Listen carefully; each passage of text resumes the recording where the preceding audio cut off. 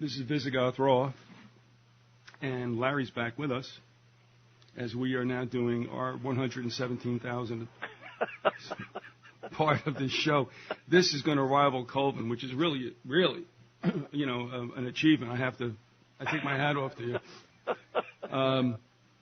But, it's funny because you talk about it in the past, and it bleeds somewhat into the present. And it's just as valid now as it was, like 60 years ago. We're seeing the whole picture again, So, and we're going to touch upon that because I think you're going to hit a little bit of past, present, and future. Right. And so we welcome you back and hit it. All right.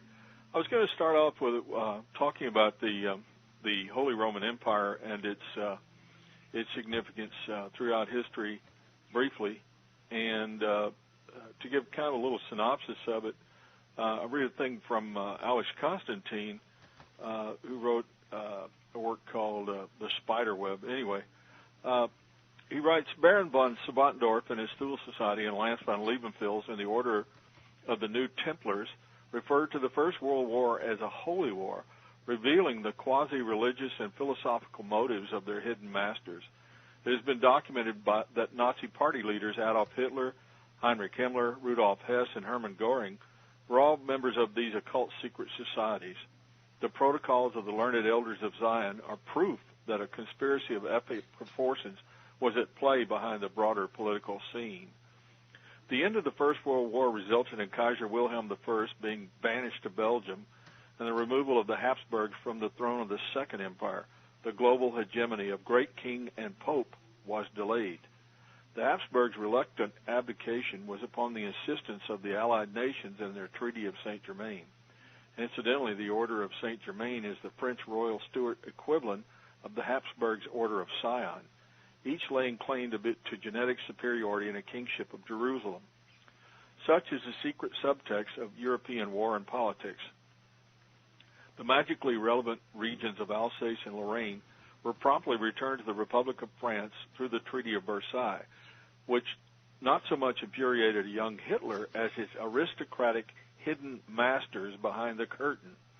While their agenda had brutally backfired, the Great White Brotherhood were by no means beaten, and a simple reversal of the truth, a common propaganda technique, would lead them even closer to their goal and introduce the world to perhaps their greatest spin doctor, talking about Hitler.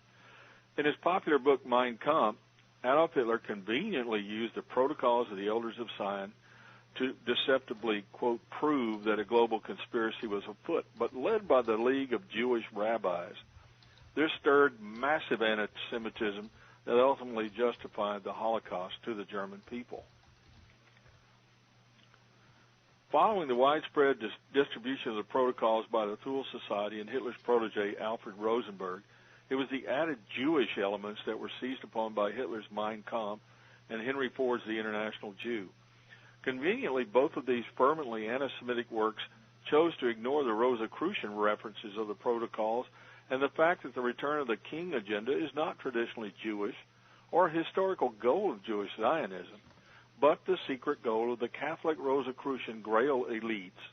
Perhaps the popularization of the altered protocols was an attempt at damage control and a pointing of the finger away from the true authors as their actual neo-feudalistic agenda was becoming known by political and occult scholars, or something even more nefarious.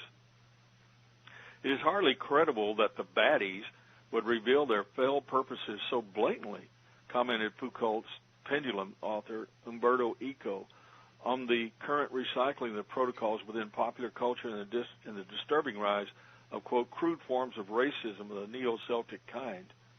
And yet the use of the protocols was the primary justification for the Holocaust and the attempted annihilation of the Jews, who are regarded as a historical, quote, perfidious enemy of both Jesuit and Rosicrucian elites. What a surprise. Yeah. Mm-hmm. Hitler's Third Empire would go one step further than theosophy, taking Rosicrucian and occult theories directly to the working class people of Germany and openly running the country according to their principles. Their use of Rosicrucian symbolism, the swastika, the Nuremberg rallies and rituals, and inner occult orders within Hitler's SS, who, like the Knights of Malta and Dragoncourt, insisted upon a long heritage of pure Aryan blood before initiation.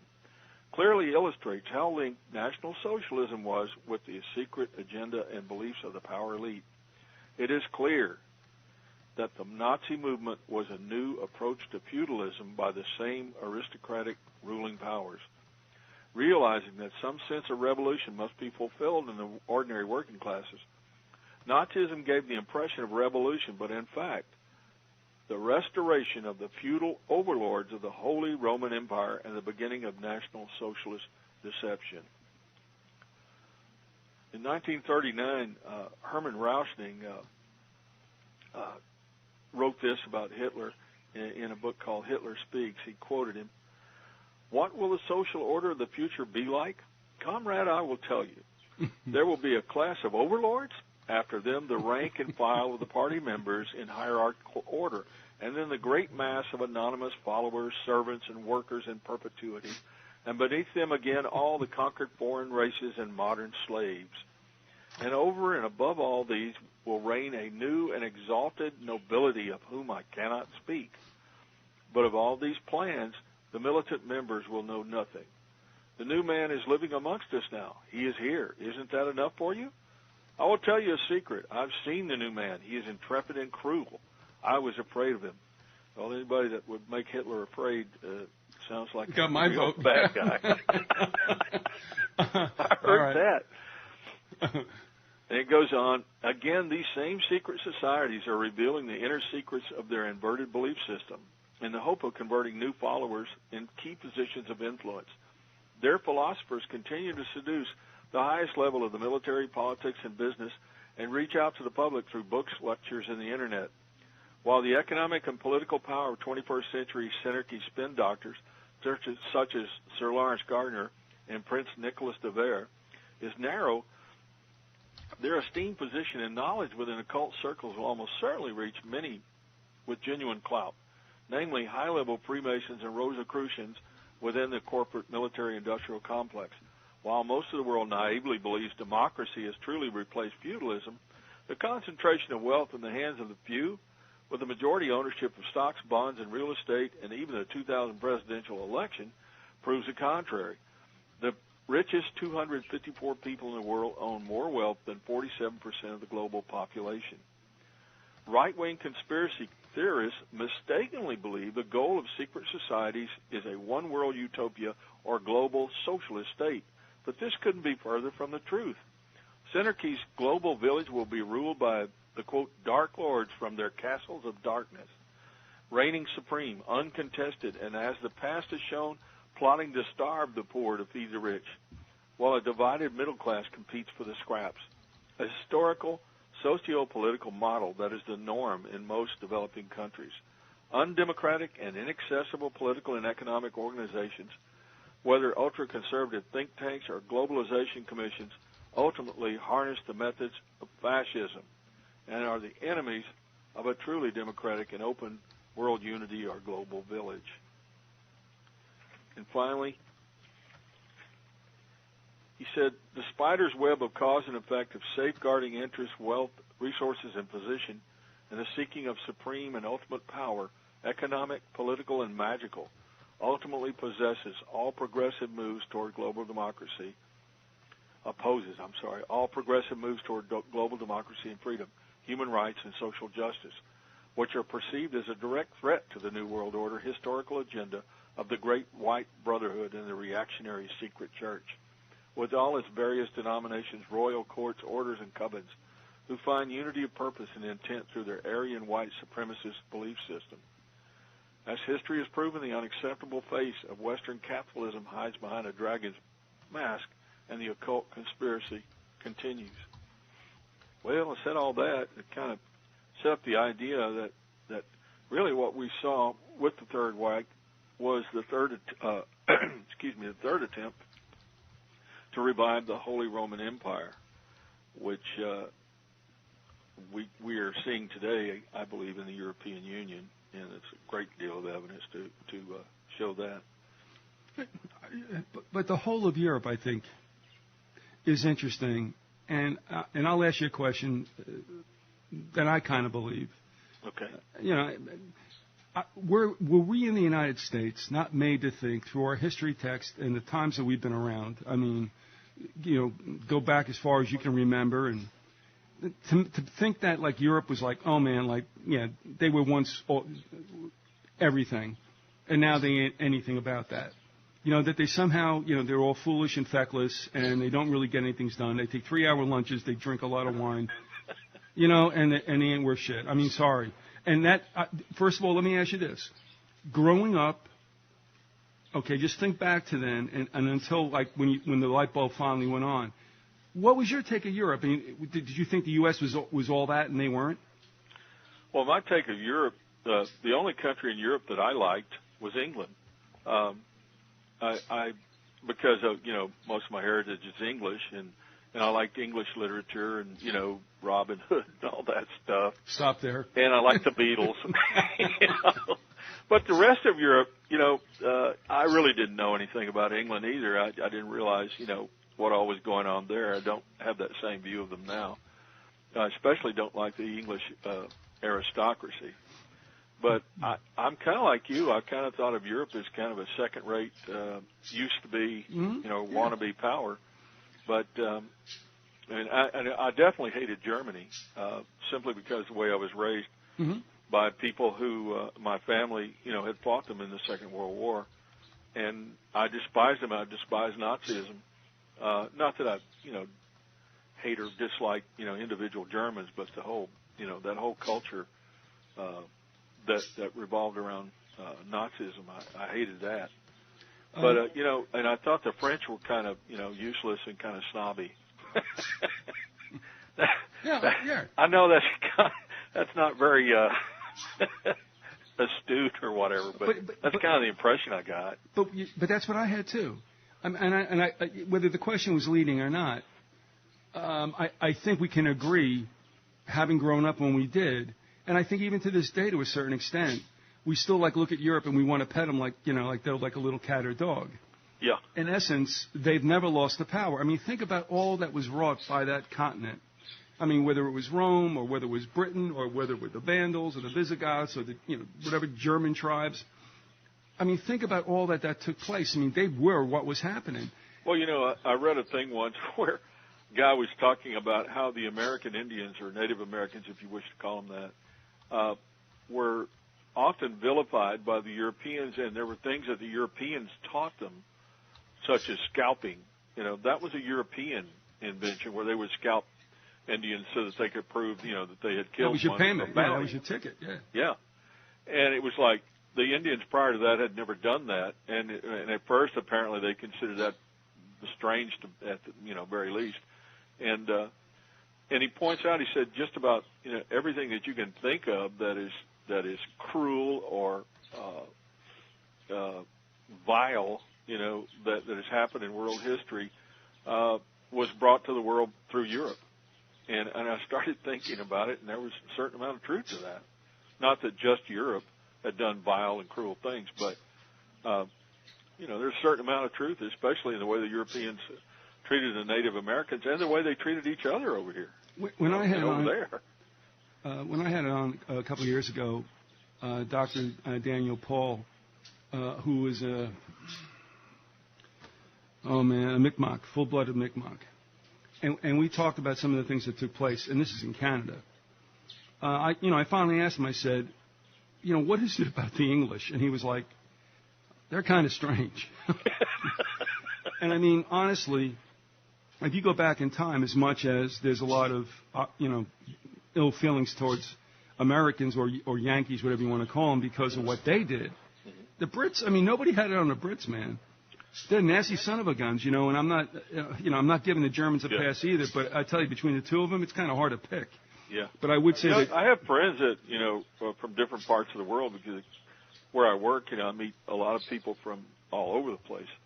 And I have some friends who are Indian, Oriental Indian, and they really strongly dislike the British because of, the British colonization of their country for so long. Although I think they have a certain amount of admiration, for certain aspects of British culture,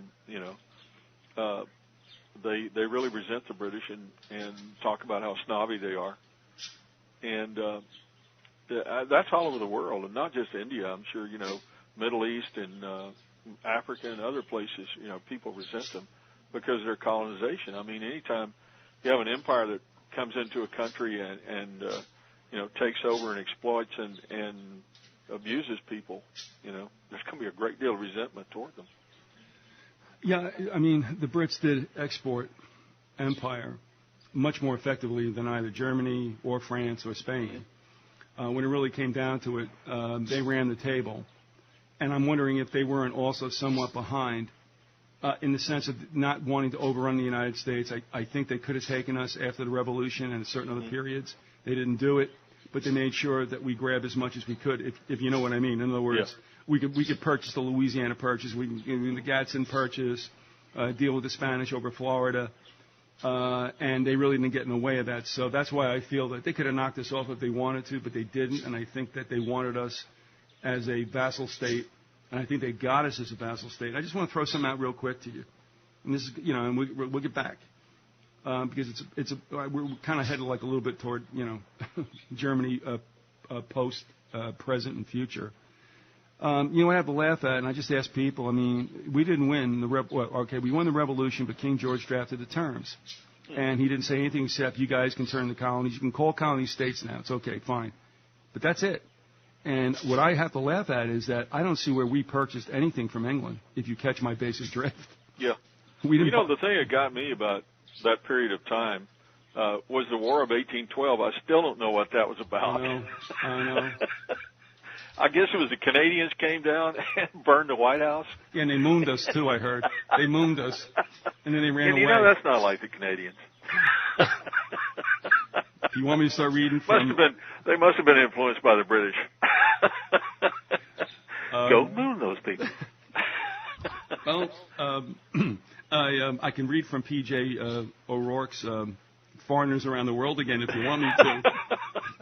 You can if you like. It's okay. I think I left the English out of that one. Yeah. All right. There was one. I remember that series, and I really got a big laugh about the English. There was one comment that these are people who could conquer half the world, but couldn't figure out central heating. You remember that? Yeah. And there was also a thing about they start talking about their physical characteristics. They have bad teeth and on and on and on. That whole thing with the British and their teeth. I don't know. They kind of resent that a little bit. They kind of go on about that. What was in that series? Mike Myers, Austin Powers. Yeah. Oh my God! In that same issue, by the way, they did a really nice spread using claymation puppets, and they did it on Euro cuisine, like who the prototypes of Euro cuisine, Euro hostage, and Euro terror, something like that. And it was the prototype for Euro cuisine were the English, and somebody was hurling what do they call that? Blood pie or something? I don't know. Oh, gosh. I don't know. Kidney pie. I don't know. And somebody's hurling it, and of course, it's this horrible projectile. And the Euro hostage was the Dutch, and it was this Dutch guy with blonde hair and glasses with a big smile. And these hostages are there with hoods over them and AKs, and they've got taped to the guy these sticks of dynamite to his head. Oh. And it says, the Dutch, Euro hostage, keep them in your flat for a week. You wouldn't even know they're there. And then I think the Euro terrorists were the Germans for some strange reason. But that issue in May, I think, of 76 was absolutely, that I would find that in the FBI, that's amazing. That was in my drawer when I got my new desk, and I'm like, oh, this is too much. So on breaks, I go, okay, guys, you ready? We'd all huddle back there. Yeah, and I used to read the National Lampoon all the time during that period of time, and I had a group of buddies, and we all got together with that particular magazine. We were, we were all started talking about it at the same time, and I realized everybody liked it, and we were all talking about our favorite, characterization of foreigners, and oh man. Yeah, and I tell you, if you do a search on that, I mean, it is widely vilified. Like, this was never any fun. It's like, would you take a hike, man? It's hilarious. I mean, the whole idea was, I mean, don't they get it? It's a lampoon. I mean, yeah, right. No, they don't. I mean, it's okay. Don't say anything bad about anybody unless... There's no sense of humor about anything. It was like, come on, you know? Just don't attack the Italians, because a guy will show up at your door, or a couple of guys. Forget about it. Actually, a couple of guys. You know, okay, I'm going to make a statement here. This is an exclusive, and it's going to happen during your audio right now. Okay. Michelle Bachmann wins the Iowa straw poll. Like, that's wonderful. Well, yeah, I mean, yeah, you win a straw poll in a state that's got more cows than people. Great. Secondly, I got a picture of her eating a corn dog, and it is not pretty. I'll leave it right there. Oh, man. However... you've scarred me for life. I know. But here's what I'm thinking. 2 weeks ago, AMC ran Mobster Week. Yeah. And they ran Donnie Brasco, and they ran the Godfather series. You name it, they ran it. Yeah. And guess who the host was through all this? It was Rudy Giuliani. Uh-huh. And Rudy was looking rather sharp and glib. And I'm like, okay, that's nice. You know, all right. I wanted to ask you something. Do you think it's possible for anybody to be a mayor or a political figure in New York and be effective and not have some, should we say, friendship with the mob? Well, I don't think anybody can run New York without help from the mobs. Don't tell Bloomberg that. Which mob are we talking about? Dutch Schultz has been dead a while. In fact, I watched Dutch Schultz. No, I mean, I really believe that. I mean, they control so many of the unions and they have so much power, you know? I just don't, I see this stuff where we're going to clean up the mob violence. We're going to get after the mafia, blah, blah, and I don't really think they ever do. I mean, they might get a couple of guys, and that's about it. Real quick, I'll tell you a story, and it was very sobering. I mean, everybody likes to watch mob movies, but they don't realize, if you had a relative that was whacked, it gets very, very serious very quickly. Yeah, we talked about this last time. Okay. It's not funny. I mean, there's nothing cute about it. I mean, these people are vicious. But one Christmas, when I was dating girlfriend one who was like severely Italian, I used to go over to Uncle Frankie Cement was her. Yeah, never mind. Anyway, me and Officer Bob, before he became a policeman, ran a fish store for his dad. Yeah. And the Italian thing is they do a lot of fish, scungile and all that. Mm-hmm. So it was our ritual that I would go with him in the wee hours of the morning to Fulton Fish Market. Uh-huh. And we'd pull in with his rackety old white pickup truck, and he'd say, "Excuse me, I'll be right back." And I went over and I saw him talking to a bunch of the boys, and he was paying them protection. Oh yeah. And he came back. I mean, and he was going to be a cop, but the thing is, he was also, you know what I mean? He understood the way. That's right. No, I mean, he knew. Yeah, look, you can't mess with those guys, no. man. You can't mess with them. And just to think though that what I was watching was the real deal. It isn't all as funny as when you're watching it in your room, in your house on a TV set. Yeah, yeah. But at any rate, so that was the way it was done. Now going back to where we were coming from with this whole thing. Yeah. And also with New York, okay, Giuliani, after he leaves doing the mob hosting thing, in which he did talk a lot about what he busted as a DA. So now just remember, there's a little PR happening there. And I'm like, okay, this is interesting, but knowing me, I mean, I'm going to take it this far. I'll leave it like right there. And then who shows up on a nationally televised Yankee Red Sox game in the stadium with his brag rag on and his brag brim? New York Yankees, la la la. Who was it? Rudy. Now I'm starting to think. Do you know where I'm going with this? We're headed for 9/11. Yeah. Who was mayor at that time? Oh, Rudy. Yeah. You're going to see his mug a lot. Well, what I'm saying is that boy comes out in February or March, and I'm wondering now if we're not looking at the next president. Michelle Bachmann and all these other people. This happens time and again. When do people not get it? Whenever early horses come out, they never finish. She's talking horse, that's all. Yeah. That's all she is. What knockers? Anyway, so that's where that's all going, and this is all crazy. Now, getting back to Europe. Yeah. Before, and I'm so good at leading you down dead ends. Yeah, I know. It's okay. Yeah, but you like it, though. Had a few laughs here. Yeah, well, you like to kick the can too, so. Yeah, it's okay. It's not a problem. I mean, it's just, trying to put out information. That's all this is. But with Europe, what I'm starting to see now, and I guess it's because I'm wearing those lenses. Yeah. So I'm not assuming that everybody else is, nor that I'm right. But I'm getting a feeling now that you're starting to see us, as Robinson Jefferson would say, take our turn on the wheel, and our slope is headed downward. And Definitely. And I'm looking at Europe, and somehow Europe, I mean, they got banking problems. We're going to see how that thing gets taken care of. That's going to be real interesting. Well, it's going to get taken care of because the Germans are going to basically dominate the currency. I mean, it's all going to become a euro currency for real. There's going to be a united Europe. There's not going to be individual sovereignty. The countries of Southern Europe are going down. We talked about that last week. And if they do go down, I think that's a fast track to being amalgamated.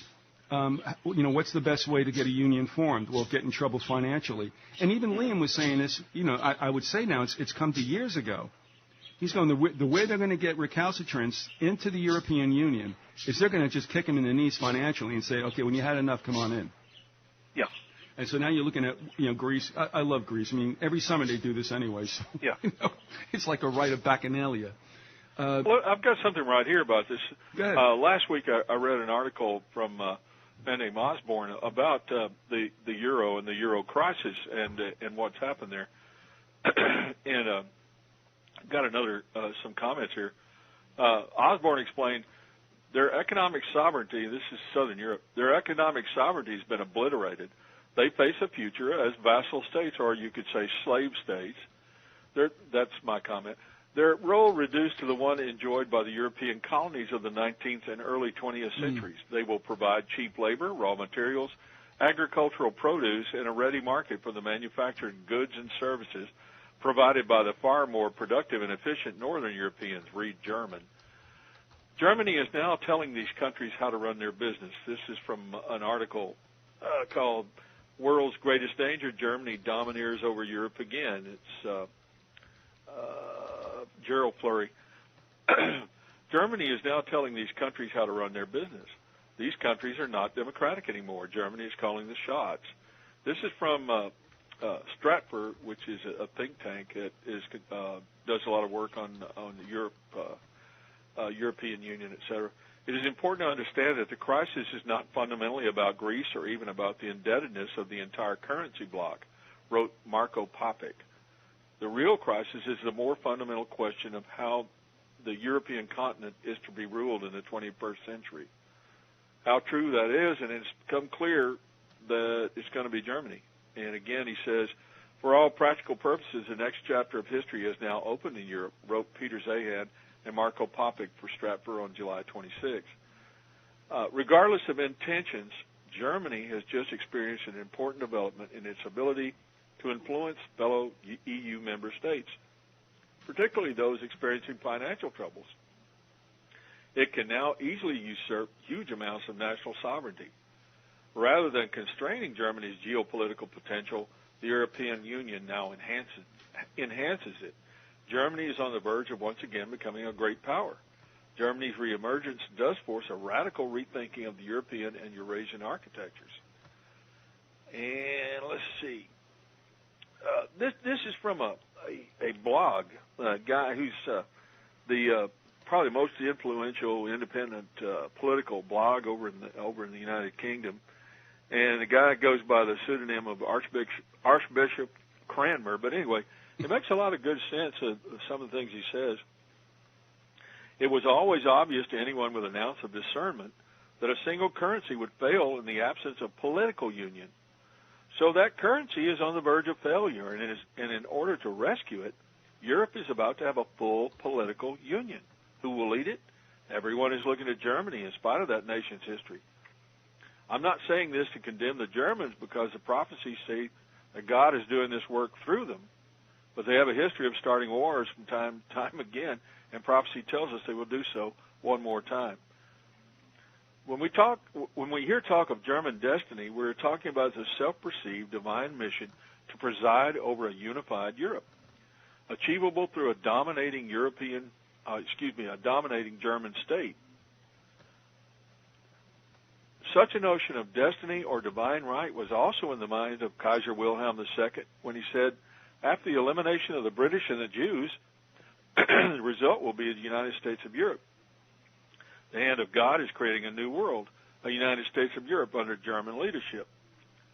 Former German Chancellor Helmut Kohl for many years declared his dissatisfaction with the common market of independent states and believed it was German destiny not merely to lead a European Union, but to dominate it in a true Holy Roman Empire tradition. Another former Chancellor of Germany, Konrad Adenauer, declared, Germany has a divine mission to save Western Europe.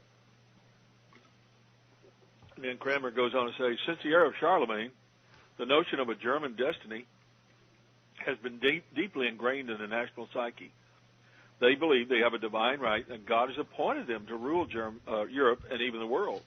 And they're ready to take on the job. And repeatedly throughout history, they've shown that if you don't believe in God the way they believe in God, they think they need to kill you. Isn't that what they've done time and time again? Then he concluded, we await the man of sufficient stature to hold the allegiance of all people, the one who will lift us out of the economic morass into which we are sinking. Send us a man, and be he God or the devil, we will receive him. And so the plan will be perfected. So, I mean, that kind of goes along the lines that you were talking about. That's really what's happening. And it's happening before our eyes, and I think a lot of Americans just don't pay much attention to Europe, and I guess don't really care, but it's going to affect us. It's going to have a very heavy effect on us, especially since it looks to me that as if the U.S. dollar is no longer going to be the standard in currency. Oh, yeah, yeah. No, Larry, honestly, I mean, when I first got into this conspiracy stuff and started listening to things, I can't remember where I first heard it. I don't know who said it either, but it sounded very practical, and it stuck with me. And that's something I told Pilot Pete a long time ago, and he kind of like scoffed at it. I'm saying, I'm telling you, brother, do not believe we are impregnable.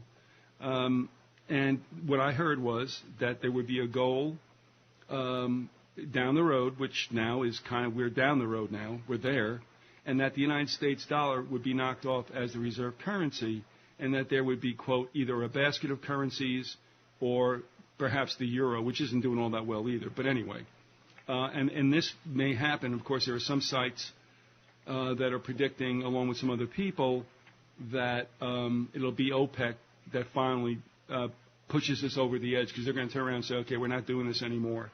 And, of course, that would give us more reason to hate, Arabs, of course, right? Mm-hmm. But, I mean, it might be that. So, but no matter what, the dollar has had a target on it for over 10 years. That's unbeknownst to most Americans who listen to CNBC and MSNBC and all that other crap, Fox Business. But that's where we're headed. And there's a swastika behind it. I mean, clearly. I'm going to tell you something interesting. In the 80s, in the early to mid-'80s, and especially living in New York, the New York metropolitan area, we were kind of like supposed to, not like Japanese, because they were buying real estate left and right. Uh-huh. And we were supposed to not like, I guess, Jews, because they were in banking. But then come to find out that the heaviest duty bankers were the Germans. Mm-hmm. And they just, we're off hating everybody, and the Germans just doing what the Germans do. Well, if I have time in this episode, I'm going to talk about the flight capital program that Bormann and the Nazis took at the end of World War II. The Nazis never died. Anybody who thinks they did is just ignorant of the facts. And there's been quite a concerted effort to keep us ignorant of those facts. But, some of that stuff has trickled out. In particular, there was a great book called Martin Bormann, Nazi in Exile, which was written by a man named Paul Manning. I think I've used Manning's work before in the series. Yeah, you also quoted him kind of heavy. If you can remember one of those early Inside the Grassy Knoll issues, Manning, I remember, was there quite often quoted by you. Yeah, he essentially, by exposing the Nazi flight capital program and the Nazi diaspora, if you want to call it that, he ruined his career. He had been a successful correspondent with CBS, especially during World War II. He was a radio correspondent. He was one of the people who worked for Edward R. Murrow. He was a well-known writer and journalist. And when he got on this thing about the Nazis in the Nazi flight capital, and started talking about how there was an underground Reich, and showed how all the really, when we talk about Nazis, we're not just talking about Germans. We're talking about the extreme right, the international corporations that all, that they're all in it together. A huge number of Nazis lived in and still do live in this country. And, they were part and parcel of the old Third Reich, and they're the people that are going to push forward the Fourth Reich. All right. And it's, it's pretty scary stuff, but it's there. And this Fourth Reich is going to be the revival of the Holy Roman Empire. Mm. I'm going to save this for later because I know you got places you want to go, and I don't know where this fits in. Sure. But that I would ask at the end is not going to be a problem. And if you can hear, the birds are plotting to overtake me here. They usually don't get fired up when I'm talking. No, they don't. But the thing is that I have the slats of the Venetian blinds horizontal. And they go in there, and they kind of like hunker over me like buzzards. And I don't dare turn my back to them. Yeah. No, this is not going to go well for me, I can tell.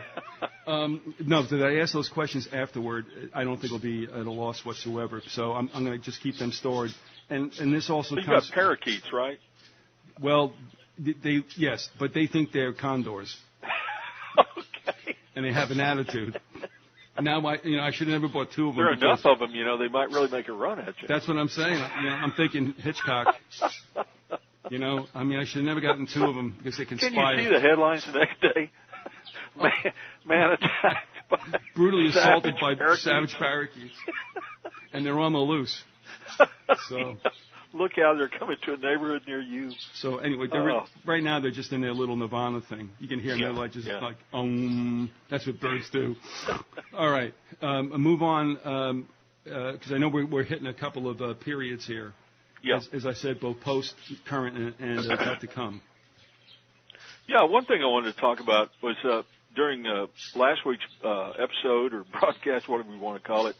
We talked about the massacre in Norway and the man Breivik, right, and how he was connected to the English Defense League, which is a far-right organization in England, which is parading itself basically as anti-Islamic,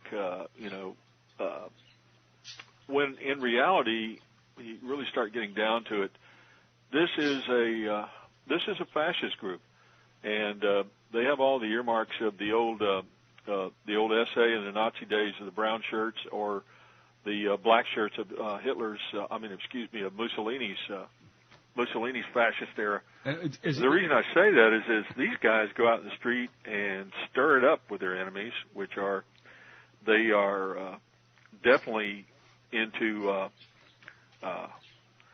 going into and beating up or hassling the Muslims there in Great Britain. And the scary part about these guys is they haven't been around very long, but they are starting to link up with our esteemed right-wing Tea Party here in the United States.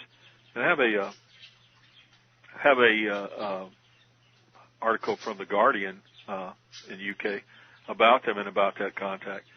The English Defense League, a far-right grouping aimed at combating the Islamification of British cities, has developed strong links with the American Tea Party movement.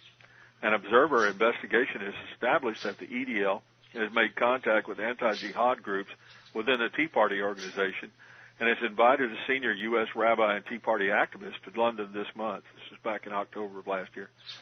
Rabbi Nachum Shiprin, a regular speaker at Tea Party conventions, will speak about Sharia law and also discuss funding issues.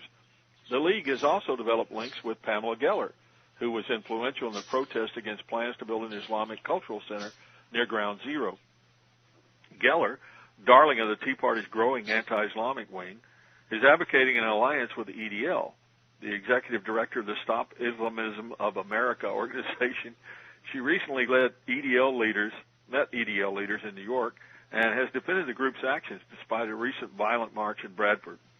Geller, who denies being anti-Muslim, said in one of her blogs, "I share the EDL's goals. We need to encourage rational, reasonable groups that oppose the Islamization of the West, and also groups that go out and bust heads." I just kind of added that. Dennis Burghardt, Vice President of the Kansas-based Institute for Research and Education on Human Rights, said, "Geller is acting as the bridge between the EDL and the Tea Party. She plays an important role in bringing Islamophobia into the Tea Party. Her stature has increased substantially inside the Tea Party ranks after the Ground Zero Mosque controversy. She's gained a lot of credibility with that stuff." Well, you know, that whole Ground Zero Mosque thing, to me, was a well-coordinated playing both sides against the middle.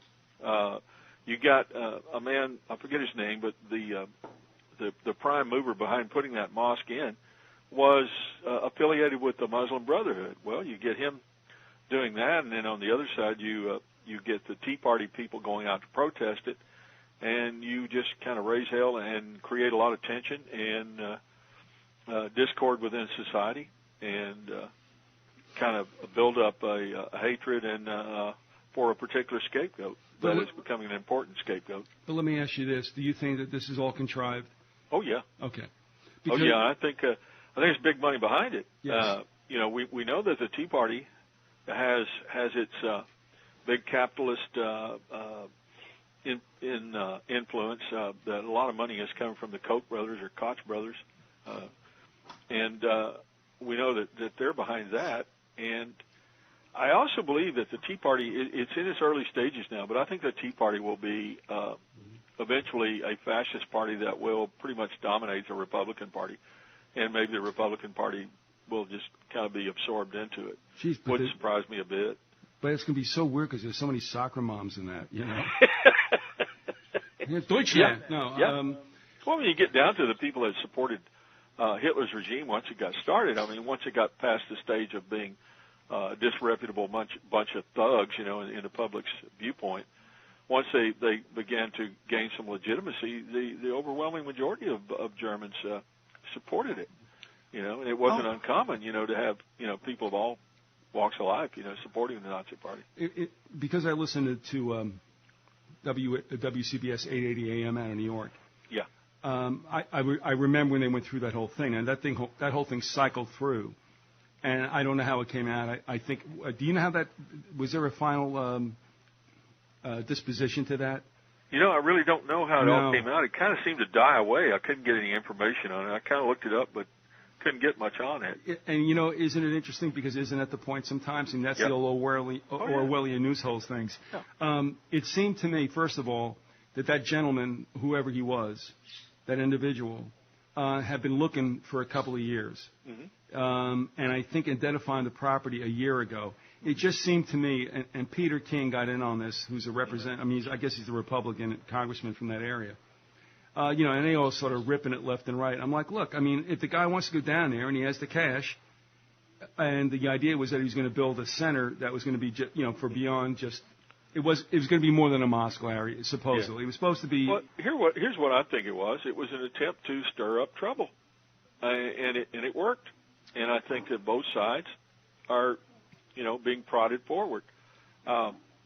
You've got the Muslim. I think the international, if you want to call it the Fourth Reich, Underground Reich, New World Order, whatever you want to call it, I think they're pushing the Muslim Brotherhood, whom they control and is part of their group, along with people like the English Defense League and the Tea Party here in America. They're pushing them forward to stir up the new crusade. And they're playing both sides against the middle. And I think you're going to see this is all leading up to a Third World War, and it's the early drum beats, you know, of a big parade that's leading to a new crusade. Yeah, it seems far afield right now, because there are times when things quiet down and they get in a frenzy again, and of course, as we're looking at another 3 weeks, everything's going to be, you know. With regard to 9/11, for those who think the 19 Arabs did it, it's going to get all worked up again. Mm-hmm. I would only say about as far as the Muslim individual who wanted to do that, it seemed like he had made that known for about a year, and then all of a sudden, when the time was right, whatever that means, it might have been even last September 11th, everybody got all worked up. It's like, well, look, you got the cash, you plunk it down, you get the place. I mean, they're trying to redevelop it. The other thing I would have to say is this: when they criticize the guy for like, well, it's too near ground zero, and I got to say this honestly, if you're downtown, where Manhattan starts to now narrow into a bit of a peninsula, not, if you're downtown, you're near ground zero. It doesn't matter where. If you're on Wall Street, you're near ground zero. I mean, it's a small neighborhood down there, which is why it was always so. I was surprised. I've been to New York a couple of times, and most of that was spent in Manhattan, and I was kind of surprised at how small Manhattan really is. No, it's true. I mean, you can walk from the Hudson to the East River easily. I had always, perceived it to be, this huge area, because I think of New York with such a huge population, and just the whole New York thing, you would think it's an enormous area, and it's not. No, it's really not. Because I mean, it's funny because when you talk about New York, people think mostly about Manhattan, right. which is the island. There's no two ways about it. But the 8 million people are off on Staten Island. Mm-hmm. They're on the western end of Long Island, and then you got the Bronx, which is on the mainland. So I mean, you've got 5 separate entities that constitute New York City. And I forget where Brooklyn is. It's somewhere there. No, Brooklyn and Queens are on Brooklyn and Queens. Long Island. Yeah. They're on the western edge of Long Island. The Bronx is, like I said, in the mainland because you got, well, we don't have to go through that. But anyway, and Staten Island, God knows why anybody wants that. And actually, honestly, that should be for all you folks in Staten Island. I tell you what, you take a look at the boundary lines. New Jersey got screwed. Yeah. I'm sorry. The Statue of Liberty is in New Jersey, and I'm offended by the fact that her armpit always faced us. Yeah. Right. It was. It's not right. I won't go into that. Yeah, she shaved. And I need to point out that the city in Italy that my son was talking about was not Venice. I'm sorry. It was Naples. And he likened Naples to what? Go ahead. And he said that Naples, when they pulled in, that there was so much crud in the water, plastic bags and toilets and things like that floating around the water. Right. He said it reminded him of New Jersey, the Jersey Shore. I'm sorry. Okay, I'll stop now. Yeah, no, that's okay. It hurt. No, it hurt. It did. I mean, look, it was the story, and it's funny because I'm here in Pasco County, Florida. Yeah. And when they whack somebody in Tampa, the body winds up in one of the orange groves here. Well, that's nice. Well, I tell you what, somebody ran a story back around 1995 or 6. And all the unsolved murders, there were like 30 of them in Pasco County. That didn't mean that the individual was killed there. Yeah. But they would. I mean, we all know. You whack them in Tampa, like you see in Goodfellas. Yeah. You bring them up to an orange grove, bang, it's there. And that was the situation. Well, the same was in New Jersey. You kill them in New York and you dump them off in Bayonne. What's the problem? And if you remember The Godfather, when Clemenza... That's where they dump all the garbage, too, from New York, isn't it, over in a certain area of Jersey? Yeah, but I think... I mean, it really... No, but you know... I'm not trying to be nasty. I mean, I really think that's what the deal is. Honestly, it may have been there, too, but Staten Island was a big deal. And then you had the scows that went out to the Atlantic and nicely dumped it. Yeah. But there was one year in particular where this got really nasty. Somebody illegally dumped a lot of medical refuse, and it floated to the beaches in New Jersey. Oh, not good. And syringes. I mean, like, whoa. Yeah, they were. I mean, some people got stuck. Bit of a biohazard. Yes, without a doubt. And I mean, that's nasty business. But yeah. But I mean, if you remember in Godfather when Clemenza they want to kill Paulie, they drive to New Jersey. Yeah. All those reeds that you saw him in, that's what happens. You drive to Jersey, bada boom, it's over with, and you're back with the cannolis. It's okay. So no, everybody likes to pop off about knowing mob members and stuff. Right. And that's fine, but when it hits the fan, those people claim they never said so. Look, we knew they were around, especially labor unions. And that's why I had to laugh because I mean, how can the mafia infiltrate labor unions when you can't find a labor union anymore? Well, that's true too. The only ones that are still operational, they're few and far between. I know that the mob obviously ran the dock unions, stevedores in New York. Yep. And I guess they probably still do. Garbage men and so forth and so on. Yes, On the Waterfront was all about that. Mm-hmm. And surprisingly, it was written by a Jesuit out of Fordham. Didn't know that. Good job done. I mean, even the priest there was, I mean, Carl Malden's character but, you know, I mean, the Jesuits also are very socially activist. And so that's, I mean, I can understand that. But you know what? They shot that in Jersey for New York. That was all shot in Hoboken. And we used to be able to go down to those sites, you know, until recently, well, until the last 10 years or so. And you could see where all that happened. And remember, that was the first baseball game. Yeah. Hoboken. Get that well, right. I'll be darned. Yeah, and that's Shoeless Joe Jackson went to play to try to get away from the Commissioner Landis. Oh, yeah. Anyway. Yeah. Anyway. Okay, now we're done with what? Who else did we disparage? Well, I was going to talk a little more about the English Defense League and what they're all about. Right. And, to get serious, though, let me ask you something. Okay, now, yeah. Let's get in back, because you sent me stuff along the lines. First of all, earlier in this year, it seemed, you sent me stuff where it seemed like you were getting this anti-Muslim backlash in Germany. Remember you sent some of the photos? Yeah. Okay. And that kind of goes on, and like we said, you know, you think stories come up, stories die. And then, of late, we get into the situation in Norway. But now I'm thinking, what hay are they making out of this in Tottenham, in England, in back of what took place there last week? Yeah, I think the English Defense League is probably, you know, going to increase by leaps and bounds because people really are being stirred up, you know, it's the same thing we talked about last week in Greece. I mean, you've got a situation there where so many people out of work, there's so much economic stress, and people out of work are going to have a tendency to want to find somebody to blame for it, and the Muslims are handy. You know, they're forcing immigration into these countries, and it's really pretty bad. Certain areas of Europe, you know, the number of people that are coming in there, and you couple that with unemployment, and you've got a situation ripe for trouble, and it's all over Europe. All right, but now I kind of snickered when I watched what took place in Tottenham. There were about 2-3 days of absolute chaos. Yeah. 1,600 cops come in. I guess that does something. Tough talk from the prime minister. And then all of a sudden, the people arose and galvanized and were going to threaten. I mean, basically they said, the Bobbies can't do it, we will. Mm-hmm. And I'm like, how did you guys, and now here's where I'm going with this. Yeah. How did you guys do that so quickly? You know, Larry, look. Because they have some very well-organized right-wing groups over there, and the EDL is one of them. All right, now, we've not heard that associated. We probably will never hear that connection made in mainstream news. Mm-hmm. But I thought it was interesting that after being supposedly on the run and their asses kicked, the homeowners, the shop owners all decided to turn around now.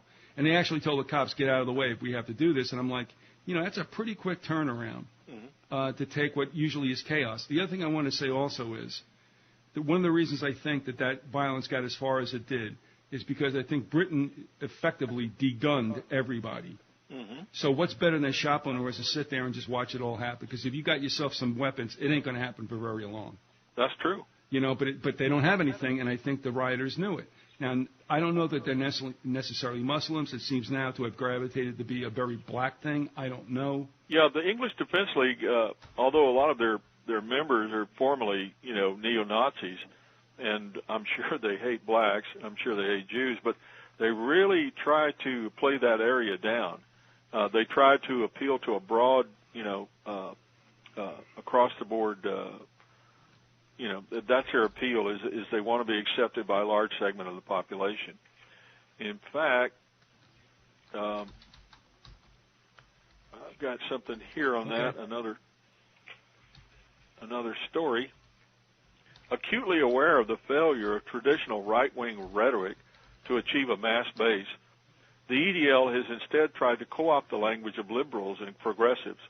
On its website, it states the organization is a grassroots social movement who represent every walk of life, every race, every creed, and every color.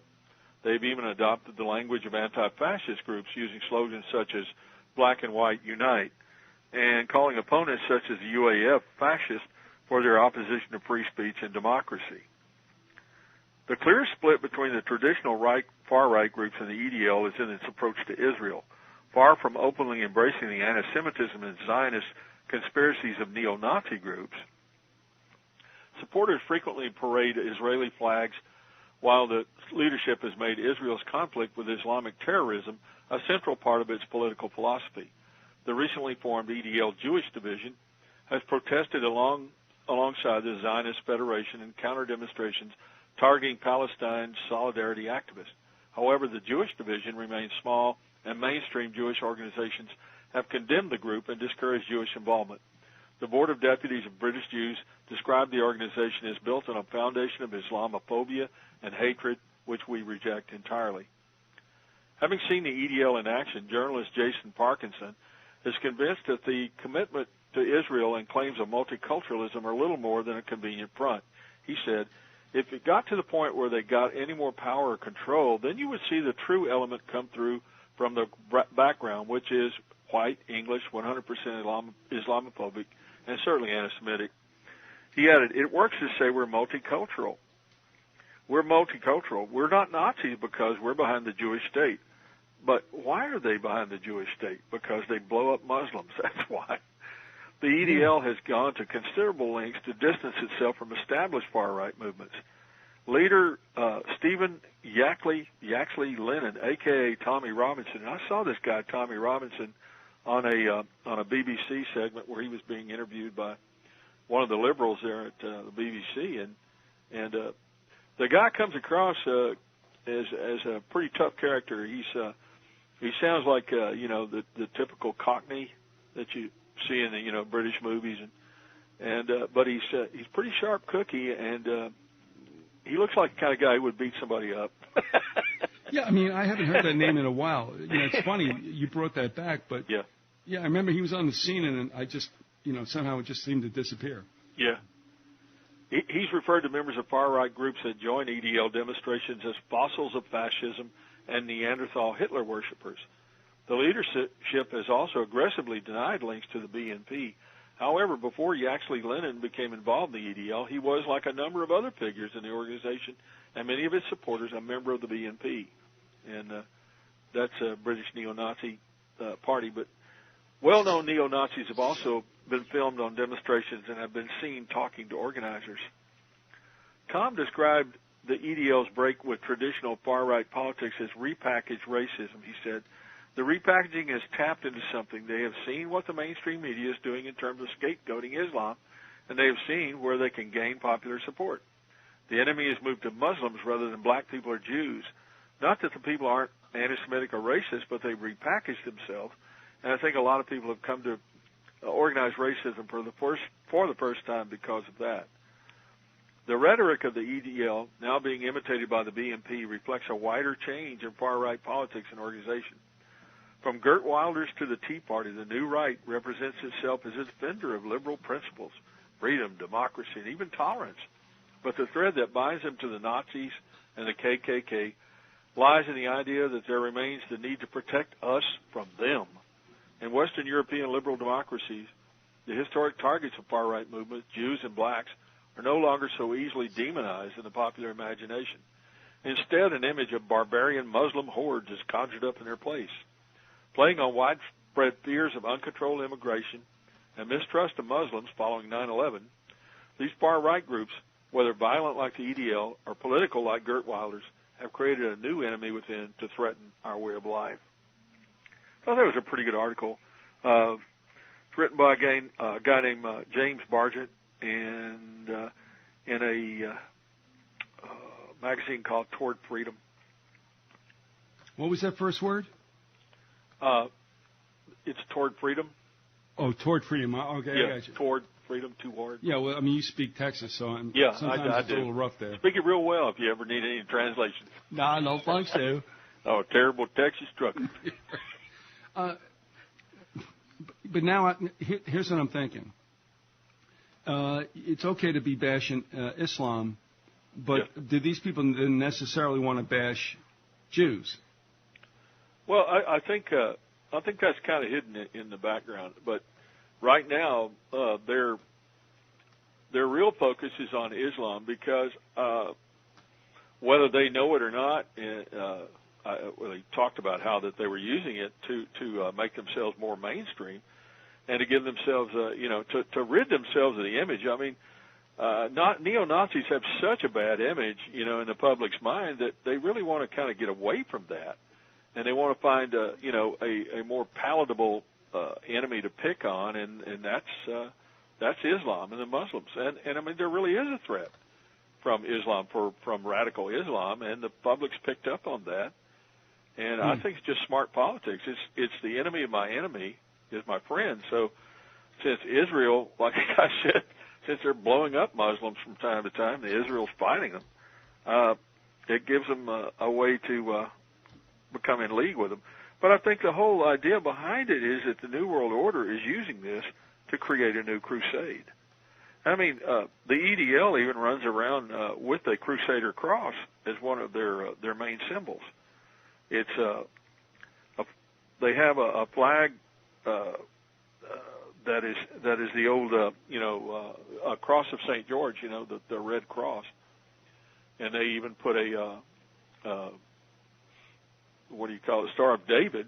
They even stick that in one corner, and they put the Stars and Stripes of the United States in another. So it's kind of like we're with you all the way. Let's kick those Muslims' butts. And it's spooky stuff. Yeah, I just wonder how this translates with the Tea Party, which is, and this is not a big surprise to us, and you know this. Yeah. I mean, you'll start with, the right wing somehow is always associated with Christianity. And I think I understand that. I don't know. A perversion of yeah, it. exactly. I mean, the Klan. The thing that used to really bother me about the Klan, and I grew up, in Texas, obviously, and knew about the Klan quite a bit. In fact, I knew a couple of people that were in it, and not friends of mine. But what got me about them is they would always run around parading themselves or masking themselves as Christians. And the first thing they do when they have one of their rallies, or the last thing they do, I should say, is to burn a cross. So you're desecrating a cross, and you're claiming to be Christians, and yet you're preaching hatred and violence toward your fellow man. I don't know. That just doesn't jive with my idea of what Christianity is. No, and I mean the whole violence thing doesn't work. I mean, as far as how it fits into what Christ left us with, but of course that seems not to care. A lot of people don't even care about that, and we talked about this too. Right. I think we feel the same way. It's like, I mean, did you listen to what Jesus said? Not, I don't think so. And this wanting to grab back into the Old Testament times, where violence, of course, call it whatever you want. But I mean, and I make fun of this, but it's like, Jesus did not say to go smite anybody because they've been stiff-necked and wicked for 500 years, and they just go kill. I mean, that's not happening anymore. But that's what I think we're seeing. Right. Now I understand. Now here's the thing that's interesting, okay? And I just called this up. The Collins brothers jumped me because they said this was racist, and I'm like, okay, it may be racist, but why did this guy write this, and what did he know? And I refer to the camp of the saints. Do you remember that? Yes, sir. You were talking about it last time too. All right, and it still sticks with me because I'm saying, and I'm looking up to see who Ray Spell is. I mean, where did he go to school? And I mean, I don't know if he was set up for that or whatever. It may have been a situation where he just happened to see what was happening and realized that it was going to be a problem down the line. Maybe he extrapolated, from what was happening in the 70s and could see that there would be a conflict. And, if I thought there was going to be massive immigration into my country, I could see maybe a social conflict in the future. And since I live in Texas, where, I mean, every day I am in contact with people that I know are illegal aliens. I mean, there are a ton of them here, bub. I don't know about Florida. I assume you have that problem there too. But I mean, I really don't know too much about the rest of the country. But it's from what people are telling me, what I see on the news, et cetera. I mean, illegal immigration is a big problem in this country. And I think you might remember that issue has, I mean, not the issue as it would be discussed by politicians, right, but that the event is still continuing. We haven't heard much about it for a year. No, and you're not going to, because they want illegal immigration. I mean, it is It's part of the plan. It's the way that you get people fired up. It's the way you shift things to the right. And that's what they're doing in Europe with the Muslims, and that's what they're doing here with the Hispanics. And I'll guarantee you that whole Tea Party thing with immigration just isn't about Muslims, and it isn't about Islamification, although that's part of it. It's also about stopping them from coming across that border and, we're just getting people fired up and farther to the right, And like I was telling you in the last episode, it's like Rick Perry, and that's another guy you got to consider. He's got a lot of money behind him, and he may become the Republican nominee. And trust me, if he gets elected president of the United States, you aren't going to see anything done about illegal immigration, although he likes to talk about it a lot. But he's been the governor of the state of Texas for 11 years now, and the only thing he's done about illegal immigration is run his mouth. That's it. He went down, I said last time, he went down to the border during his last campaign in 2010, and he made a big deal about stopping illegal immigration. But he laid it all on the Obama administration, and Obama hasn't done anything about it. He's not going to do anything about it. But nobody's done But Bush didn't do anything about it before. And nobody's done anything about it forever. It goes back to Reagan. They want these people to come in here. There's more than one reason they want to. Right. I mean, it went on through Reagan, Daddy Bush, Clinton, Shrub, and now, and everybody runs their mouth and does nothing about it. Arizona got a little weird, which I think probably is a good idea, but now I guess the Supreme Court is going to decide whether or not that's enforceable. But the point about this also, and I go back to Ray Spell, and that is how in 1973, and I will admit, when I was going to Fairleigh Dickinson, I noticed that there were,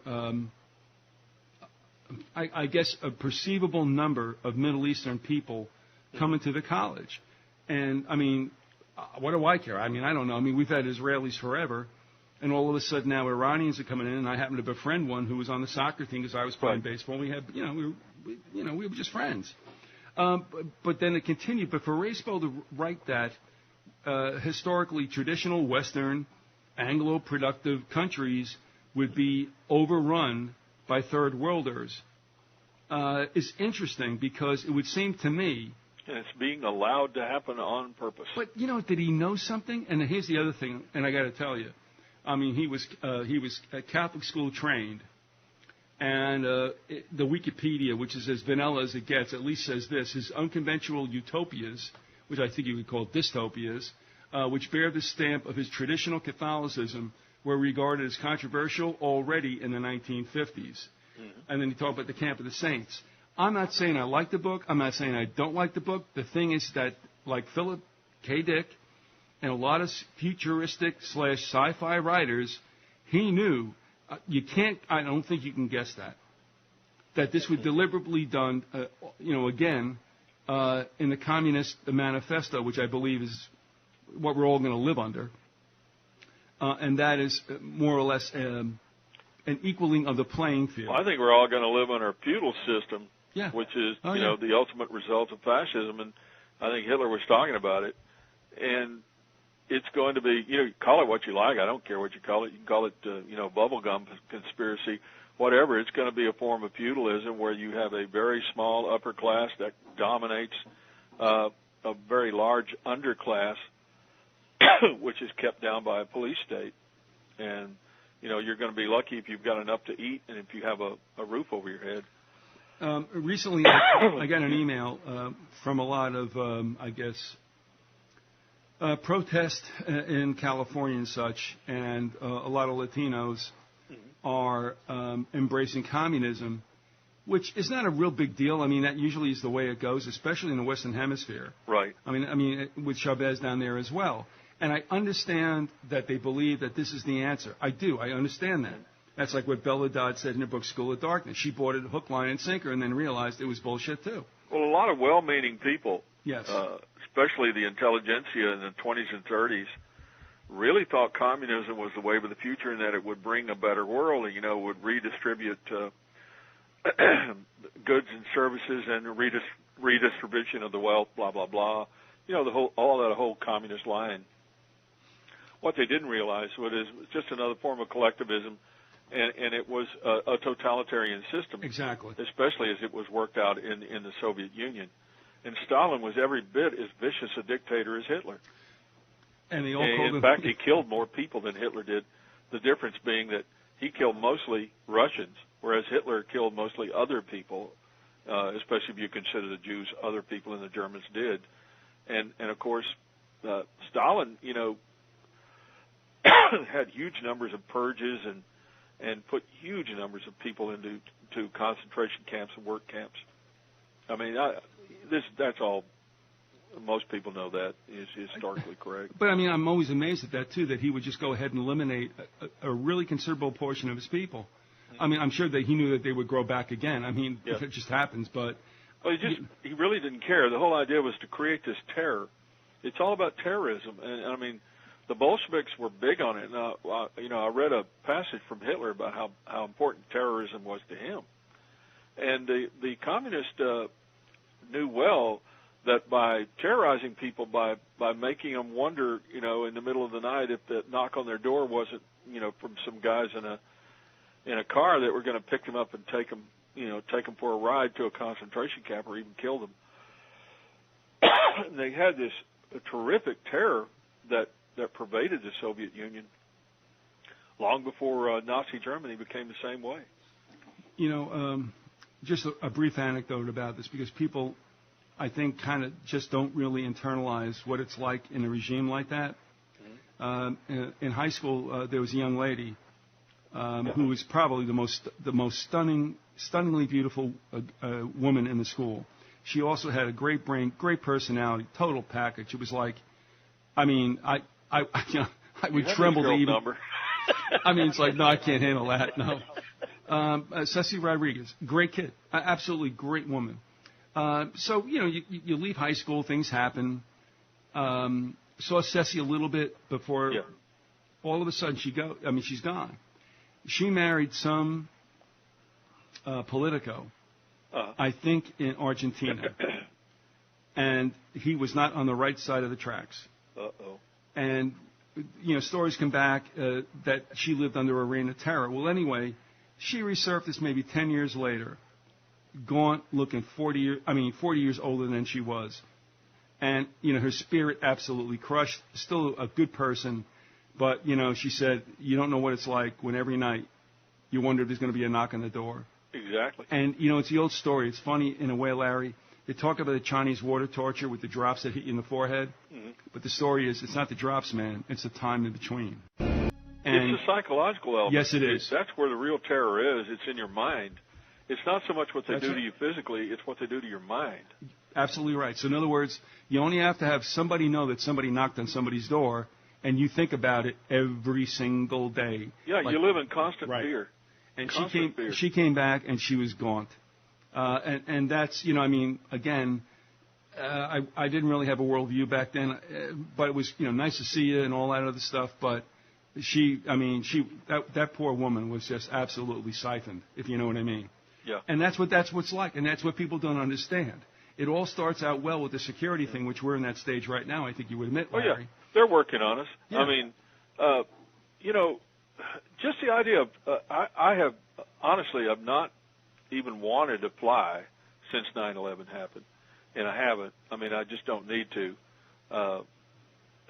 But it's the idea of having to go to an airport and be treated like you're, some kind of a security threat, when all you want to do is just get on a plane and, and go to Dallas or whatever. It's just amazing to me. The thing is, too, I'm sorry, but, could they get, there's some good people in TSA, and we know that. Yes. There's former law enforcement who are really classy people. But I look at a lot of them at Tampa, and I'm like, where did you get these knuckle draggers out of? Oh, yeah. My God, and here's my point. If you want to go ahead and feel my jewels, then I want it to be a Hooters girl. I'm serious. Look? Well, yeah. If you could have your druthers. But I'm serious. And the women. Yeah, I hear you. And I want Chipperfield guys down there. Ma'am, can I feel? You better believe, honey, you can feel my breasts. And take your time. The whole idea of it is it's so dehumanizing and humiliating to people. And they have just pumped this thing up, and really, what is that going to do? It does nothing. I've seen stories where some elderly woman, was brisk at the airport, and it's like, do you really think that this elderly lady has got a gun or a bomb, and is some kind of a threat to, it's just absurd. All right, get ready for this one. Now they're accusing Islam women to have implants in their implants. Oh, Lord. Okay, so what do we do now? It gets to a point, doesn't it? It's almost like some kind of crazy lampoon movie that we would say, oh, that's too stupid to be real. Well, oh, really? It does two things. It ratchets up the fear, and it also encourages or discourages people from traveling. And that's one thing fascism was big on, is big on. They don't want you traveling around. No. They want to discourage you. They want to be able to it. control you. Right. They want you in the grid, and they want to know where you are at all times. And they want to know what you're doing at all times. And and Facebook, make sure that you get a Facebook page so that you can have social media, which allows people to spy upon you anytime they like. That thing it's so obvious to me. They are getting people to sign up for being spied upon by telling them, hey, this is really socially hip thing to do. You can talk to all your friends and keep up with them. Yeah, and they can talk to all your friends and keep up with them too. It's just amazing. I think we talked about this last time, but it still kind of blows my mind. It does, and I said this. Here's the scary thing, and that is, I actually believe that the younger generation doesn't disrespect privacy. It just doesn't know that it's a value, because everybody's into like and I guess we were too. But we were not given the access. If we talked more than 20 minutes on the phone, if you remember, in the clothes closet, your father grabbed you, put you out, and said, "That's it for tonight." Bang, Yeah. But now it's like endless. Oh, it's 24/7 on the phone, texting, calling. It's a whole different culture than what we grew up in. And they don't understand. It's the way it is. Young people don't understand older people, and vice versa. My parents couldn't understand the kind of music I liked, and clothing styles, hairstyles, etc. And I heard a lot about it. But it's the same thing now. It's fashionable, to be wired in, or 24/7, in the net. And, it's just, and really when you get down to it, this is stretching it a bit, but fascism always had its primary appeal to younger people. When Hitler took over, he knew it would take him several years, to build up the kind of army and the kind of a society that he wanted to be bent on world conquest. And the Hitler Youth, they pulled the young people of Germany into it quickly, and it became the hip thing to do was to join the Hitler Youth and to be part of the Nazi Party. I wonder what's I think that's going to happen here. I think old codgers like me and you are going to, kind of be seen as dinosaurs. Right. We'll be the old bohemians. Those people are weird, man. Get them out of here. Yeah, we're going to sit on park benches in Washington Square and play chess. And it was leave them alone. They're just dinosaurs. And that's okay. That's what I'm counting on. Please think I'm reckless by all means. Just as long as they don't want to take me somewhere to a camp for my own good. Yeah, but they couldn't even get any meat out of us. You know what I mean? So we're not. We're gone. I just don't want to take any showers. With a lot of other people. I'm not into that. But that's an awful. That's a bad joke. Sorry, but no, it isn't. It's kind of a cruel joke, but I'll tell you what, and not to throw the cloak of Scripture over it, but I'll tell you exactly what the scariest. I would have to say it's one of the scariest scriptures, if not the scariest, is when Jesus tells Peter, "Someday someone will take you by the hand and take you where you do not want to go." Mm-hmm. There's also a scripture that says. Some of those who will kill you will think they're doing it in the service of God. God, yeah. And I think this is something that the rapture cult folks, and I don't say that out of hatred or, I know some people that are very close to me that believe in the rapture, but I don't think that's going to happen. I've looked at it very carefully in recent years. I was raised that way to believe in the rapture of the church, but I don't think that's going to happen. And I think that Christians in general are going to suffer a tremendous persecution during the New World Order, Fourth Reich takeover. No, and I think people are faking themselves out into believing, they're going to be taken out of it all, and that's just for the people that are left behind. And I don't think so. No, again, and I'll tell you, it was Randy and I, we were having a conversation. He goes, you can't, well, he said you can't find Antichrist in the New Testament, no, in Revelation, and he's true. It's true. It's in the New Testament, but not in Revelation. Not in Revelation. But it doesn't need to be. I mean, you get the point. No, and it's going to be somebody who pops on the stage. No two ways about it. But Randy also had said, we were talking, and he goes, the only thing I ever found, look, whatever, kudos for him for the work he did. And he was saying, he's going, look, what was he saying? Excuse me. He goes, there is no rapture, but he goes, there is a taking away, but the only one I can find is when those are taken up to meet Jesus when he returns. Mm-hmm. Well, I'm okay with that. Have you thought about that? I mean, that seems to be pretty logical. That's a post-tribulation, and they've got people with their categories that they call it: pre-tribulation, mid-tribulation, and post. And I think I'll have to fit into the post-tribulation group. And there is I wouldn't say hatred, but there's a certain amount of animosity between those schools of thought, and people get into very heated arguments about it all. And I think people have been led. I feel a need to speak about this, but I haven't really studied it thoroughly. But I know that there was a movement back in the 19th century to build up the idea of the rapture, and it was false doctrine from a woman, MacDonald, out of Scotland. Right. There you go. Thank you. And Gordon will point out that was Jesuit backed. Right. I have read that before. Okay. I have read that before. In fact, the guy made a pretty good case for that. In fact, I'm going to say this now, and I guess I'm not supposed to name names because the parties did what they did just in privacy and to help me. Mm-hmm. I received a King James Version Bible from someone, mm-hmm. and that was really neat. And because I'll stand on that. I'm not moving from that. But the problem is, and I've had this even in my own familial circle, it's like I have no currency. I have really very little legitimacy outside my wife and myself. Mm-hmm. And it's like, look, okay, I'm telling you this. You're looking at me, and I'm saying, there's the Bible right there. Go read it for yourself. But somehow it never happens. Mm-hmm. Whether it's happening in the 501c3 churches, okay. But I'm like, look, the book was written for us to understand. We don't need an intermediary. That was the whole problem in the Catholic Church, if you remember. Right. Here it is. You can read it for yourself. Oh, yeah. The Catholic Church even made it against the law for you to publish the Bible. That's right. And I said, no rapture.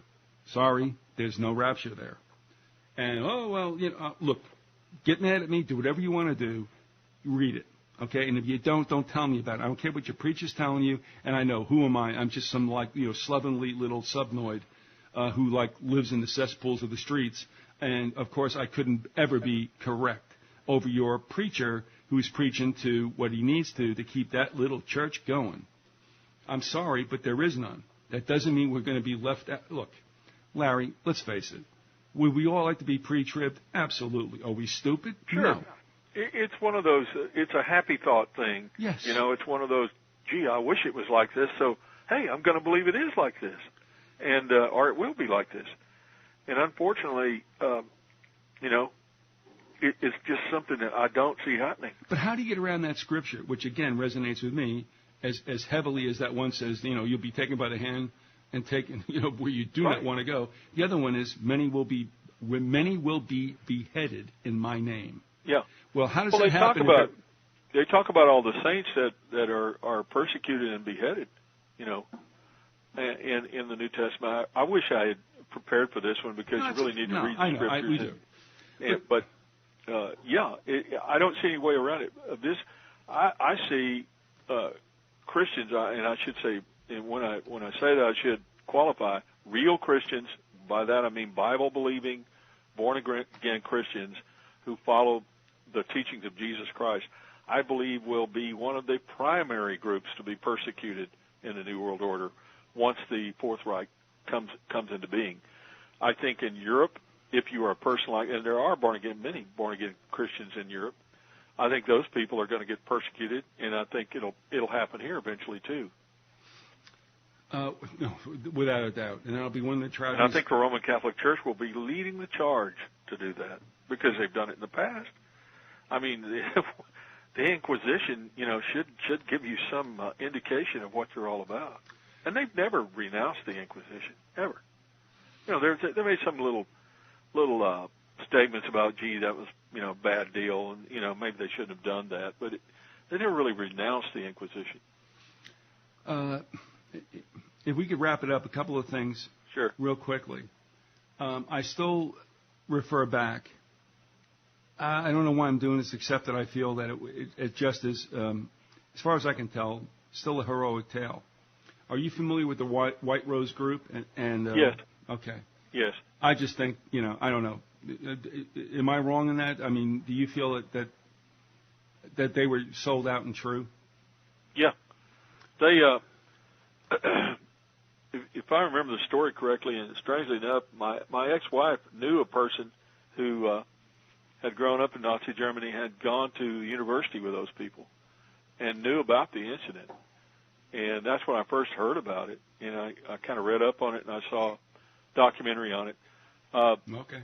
It was, if I remember, a brother and sister and a friend, and they, due to their belief in Christ and, you know, their Christian faith, they began to believe that the Nazi state was, you know, totally wrong, and it was evil, and it needed to be brought down. And they made a little effort to try to do that by putting out these little tracts that they had written, explaining why, you know, the people should stop following Hitler and the Nazi Party. They were found out very quickly, and they were tried and summarily executed by having their heads cut off. Yeah, they were beheaded. Yep. For their faith. And yeah. They, you know, are, to me, kind of like forerunners of what will happen eventually. There was one, and I'm looking at this real quickly now, but I mean, when we talk about this, I've always been moved by the White Rose Group, and for folks, if you haven't, you can go do your own searching. I mean, you will not be disappointed to understand what kind of dedication these folks had. But I think it also points out, and in a sense, if it is in the name of Jesus Christ, not a problem. I mean, look, they can kill you, but they can't kill the spirit, and you live on forever. That's easy for me to say when I'm not walking up the ramp to the guillotine. But that's what they did.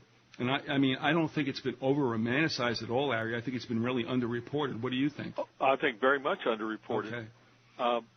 Because that sort of thing doesn't jive with, you know, it's unpleasant, and it doesn't, you know, it doesn't mean much to some people, I guess you'd say, especially people in the media who don't really want to overplay that or don't really want to dwell on it. One of the individuals supposedly, I really do believe, came over across to the United States. Probably is now at an age where he or she, I think it was a she, but I'm not sure, probably has succumbed. But that's the end of it. But they would be in their 80s or maybe their 90s by now. Yeah, I mean, yeah. So it's points, you know, and of course, who wants to bug anybody at that time? No problem. But if you get a chance to read some really decent work on it, and you can find it on the net.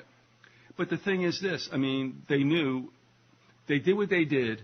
They could only get so much going, but they could not overthrow Hitler. They tried to bring up a mass of people to go against the machine, and they couldn't do it. And I think it's at least intimated that they allowed themselves to be captured after a certain point. They allowed themselves to be snitched, and you can only imagine. You know, and you know, really, Larry, when you think about it, why wasn't there even a movie made of it? You know what I mean? Yeah. I know that the only that there were other Christians who did protest and try to point out that the regime was wrong and the things it was doing, and that it was an evil regime. But I believe it was Niemöller or one of the other Lutheran pastors. I can't remember which one, but I saw an interview with his wife, who survived the war, and she was talking about. She said, young people today don't understand, what we lived with the Nazi regime. And she said that my husband always wanted me to be very quiet and not to say anything. He was involved with an underground group that was trying to overthrow the Nazis. And eventually he was arrested and taken to a concentration camp and executed. But she was saying in those days, she said, young people ask, well, why didn't you protest? She said, if we had gone out in the street to protest, said it would, within minutes, we would have been arrested or even killed on the spot. He said it didn't happen in that regime. You could not do that. It all had to be secret. And she was saying, and most people just aren't going to put their lives on the line. Most people are not going to do that. They're not that committed. They just the fear of being tortured alone, was enough to discourage most people from saying anything. And she said, you go to the supermarket, or not supermarket, but, grocery store, whatever they had in those days. And she said that you had to be very careful about what you would say about politics. She said the best thing to do was not to speak about it at all. She said because if someone overheard you say something that they thought was against the regime, she said that evening the Gestapo would be at your house to question you about what you had said. He said a lot of people, got arrested and thrown in concentration camps or just, complaining about, not having enough food, et cetera. Anything that you would say that was against the regime could get you thrown in prison. Yeah, and that's coming to a neighborhood near us in time. Yeah. I really fear that is going to happen very soon. In fact, I think with this whole, you said something that I hadn't thought about that I think you're right about. It's probably better that people don't really go out and protest against the official story of 9/11 anytime soon, because when they start this big celebration of the heroism of 9/11, it's probably going to look like you're unpatriotic and that you're disrespectful and get you in a lot of trouble. No, I mean, let's face it. I mean, there's going to be enough swell of that kind of stuff. Yeah. And you know what? I tell you, let's face it. A lot of people have lost loved ones and family and friends, and that's really a loss. So you don't want to disrespect that kind of thing, and that's where I'm going with this. And I got another whole situation where I'm supposed to do an interview with a guy that does World War II stuff. And I hope that comes off. I know that you're a little worried about that, but you know what? This is just my opinion, but I think you should do it because anybody that knows you would know that you're not pro-war and that you're not a rah-rah jingoistic fool, who just supports anything the government tells him to. But so it doesn't mean that you are pro-war just because you interview people who are you interview somebody who is involved with talking to World War II veterans. Right. And I don't think you should be intimidated by that, but that's certainly not my. No. Look, your point's well taken. Because honestly, here's the thing. I mean, I hate that Rush Limbaugh said once, well, you can't be for the troops if you're against the war. I just wanted to grab him by we his spoke about that last time. Ears, and he is the biggest hypocrite, he's just a total scumbag. Have some more Oxycontin, you little pig. But here's the point. This is a guy, like I said last time, this is a guy who said that they ought to arrest drug dealers and execute them, and at the same time, he's taking illegal drugs, obviously getting them from a dealer. And, come on, dude. But the deal and with he's also he's always whipping up, pro-war sentiment, and yet, he was raised, during the Vietnam era, and he didn't go. No, he was but he wants other people to go. He was a freaking little dodgeball. I mean, he's a piece of crap. Yeah, what do you call him? Pillsbury Doughboy? Oh, yeah, I think so. Or Michelin Man. But the gentleman, what I'm afraid of is for him, because, I mean, like I said, I'm all for the vets. I mean, my father, your father, bet, we all know it. But my father didn't want to talk about it. Yeah. This gentleman has gone and really highlighted what they did in a non-Tom Brokaw way, a very better way, I think. Yeah. But my problem is, and I have to write him, I think, because it's like, but I don't want blowback on him. Right. You know what I mean? Like, oh, you were on that guy show. Do you understand where that guy is from? Being me. And I'm like, I got to tell him I'm with it all the way, because I did stuff on the Doomises. I don't know if you remember that or not. Is that the one where they were trying to the three brothers? Yeah, find out about their loved ones that were lost, and they wanted to the government to do something about it to try to at least give them some kind of closure on it. And they talked to McCain and Kerry, I think it was, and they walked out on him. Yeah, that famous scene where that poor little man was sitting there in front of them, and McCain and Kerry got up and walked out on that guy. I mean, oh, God. I mean, don't even tell me about this stuff. So anyway, but my point is, the people who go to fight believe in what they're told. That's heroism. There's no two ways about it. I mean, it doesn't... Well, I believe it.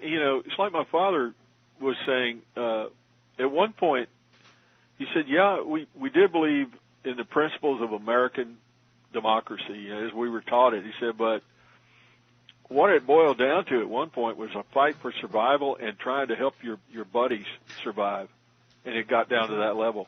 He said, you don't think about mom and apple pie, He said, that's, you see that in the movies. He said they always have these guys in the movies, there's the old 40s movies that are talking about mom and apple pie. And, he said, that's the biggest crock. He said, you're just trying to, survive. That's all. And he said,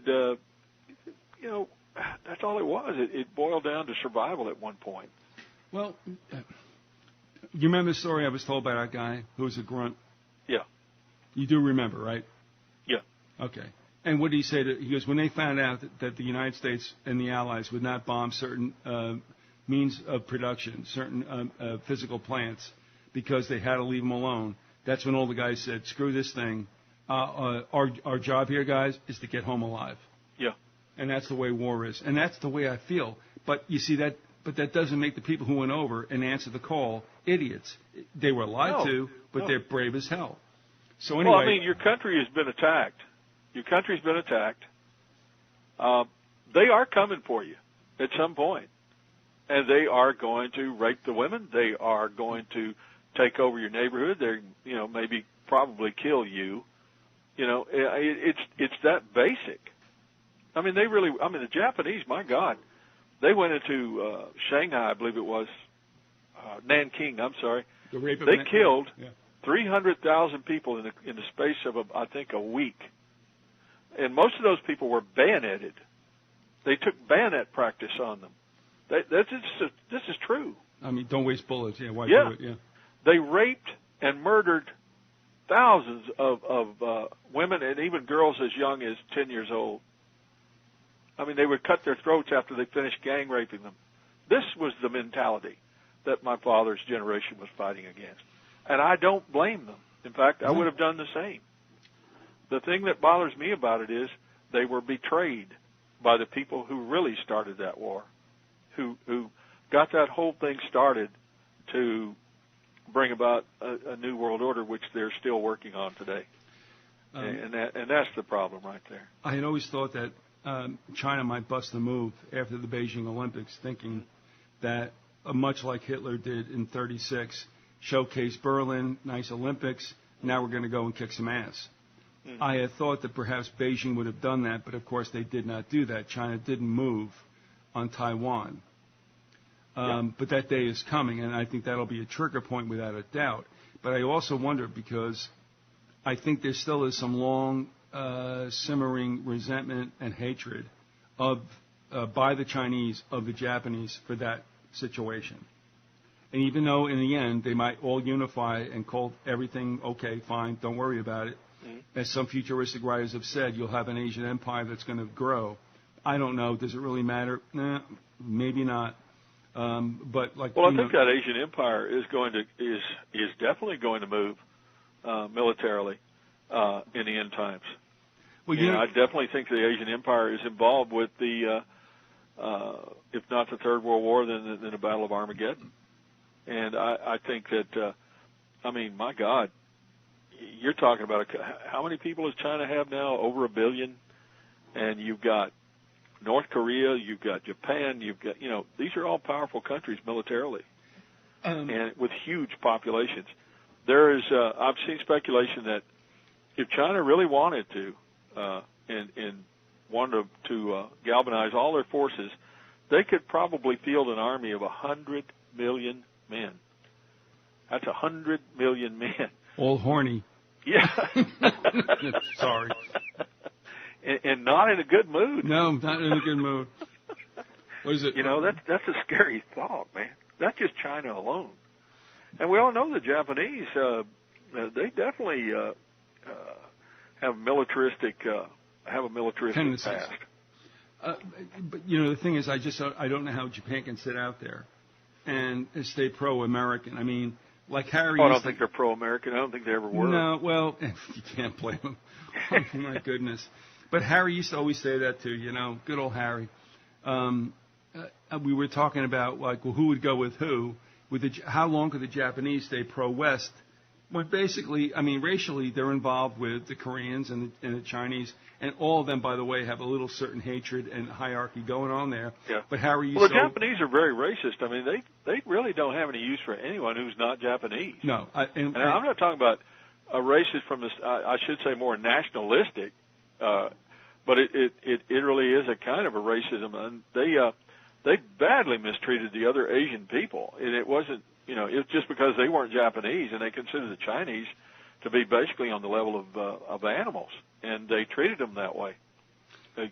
Extreme cruelty. My father told me one of the things that really rattled him when they liberated the Philippines was the manner in which the Japanese had mistreated people there. Said it was very common to see people with their hands cut off and their eyes gouged out. And this was a result of the Japanese. This person had done something to run afoul of the Japanese soldiers, and they just routinely cut people's hands off, gouge out their eyes, things like that. And murder was very common. Well, just go ahead and kill somebody you didn't like. The way I figured it out living in the melting pot, which is the Northeast, was that the Chinese, the Japanese were Asian Nazis, and the Japanese considered Koreans like low bred. Yeah. And and later on, as we left Bergen County, there were certain towns that the Japanese went into, and there were certain towns the Koreans went into. But there seems to have been peace and everything's okay on this side, and that's fine. That's the way it should be. Not often, but it did work out that way. Well, a lot of it had to do. The Japanese were raised with over generations with the Bushido code of warrior mentality and the idea of establishing empire, and anyone who wasn't Japanese was scum, and that's the way they treated people because they had been raised to think that way. The Japanese here in America, wouldn't be like that because they weren't raised that way. Obviously their parents, for whatever reason, wanted to get the hell out of Japan, so that they could have a different life, for whatever reason. Okay. I'm going to ask you a really serious question that we'll end the show on. Okay. But I'll tell you a little anecdote before then. Okay. All right. I have to do a baseball game. I'm working home plate, high school game, and we have Fort Lee, which has a number of Japanese players. Uh-huh. I just remember this guy hits a shot down third baseline, and it takes a bad hop and hits the kid right square in the head. Drops him like a ton of bricks. Uh-oh. And, okay, fine. The play runs out when we call time. And I tell you what, if you can understand this, in a sense, I don't want to use this word, but it is true. It's so precious. The kid, he's just a nice kid. He's trying to shake out the cobwebs. And now I'm in charge with this because if this kid has a head injury and anything happens, guess who's liable, right? Yeah. So I look at him and I forget what his name was. I'm saying, "Are you okay?" He goes, "Yes." I said, and I got to watch what my questions were, and I'm like, "Okay, do you hurt at all?" "Yes." I said, "Okay, do you want pizza later?" It was yes. And he was so foggy. And the reason I say this is because he couldn't understand English. Yeah. And I'm looking at this poor kid, and he wants to stay in, and God bless him. I mean, that's what kids are about, Yeah. But I'm like, we can't do this. And I have to laugh because his head coach came over. I'm saying, Coach, look, I mean, and he understood. I mean, there was no problem, you know what I mean? But to see the bravery of the kid and the fact that, do you want to go to the bar tonight? Yes.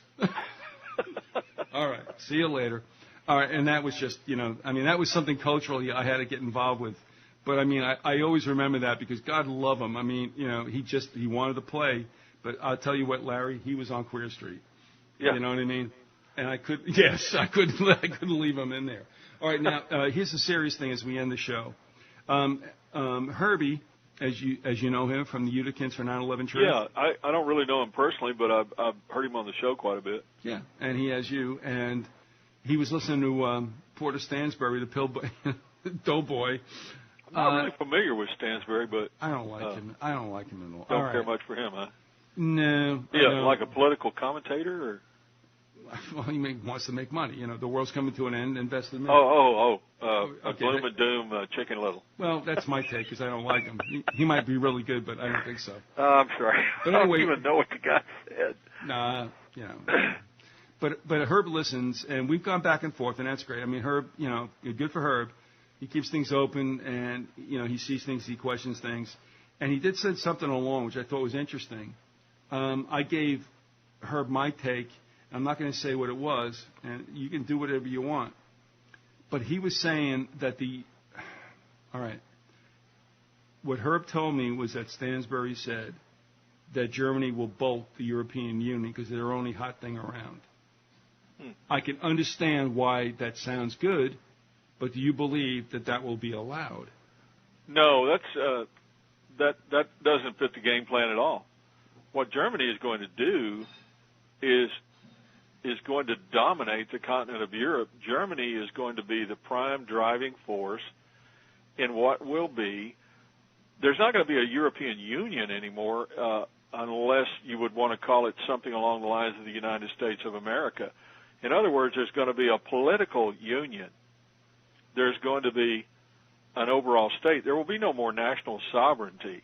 And in Germany's case, they won't need it because they'll be the basic driving force behind it. It'll be the Fourth Reich. It'll be a revival of the Holy Roman Empire.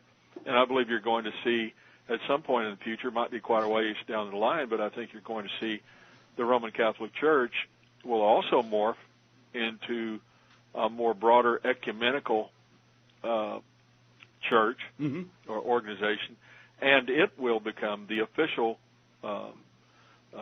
religion of the Holy Roman Empire of the future.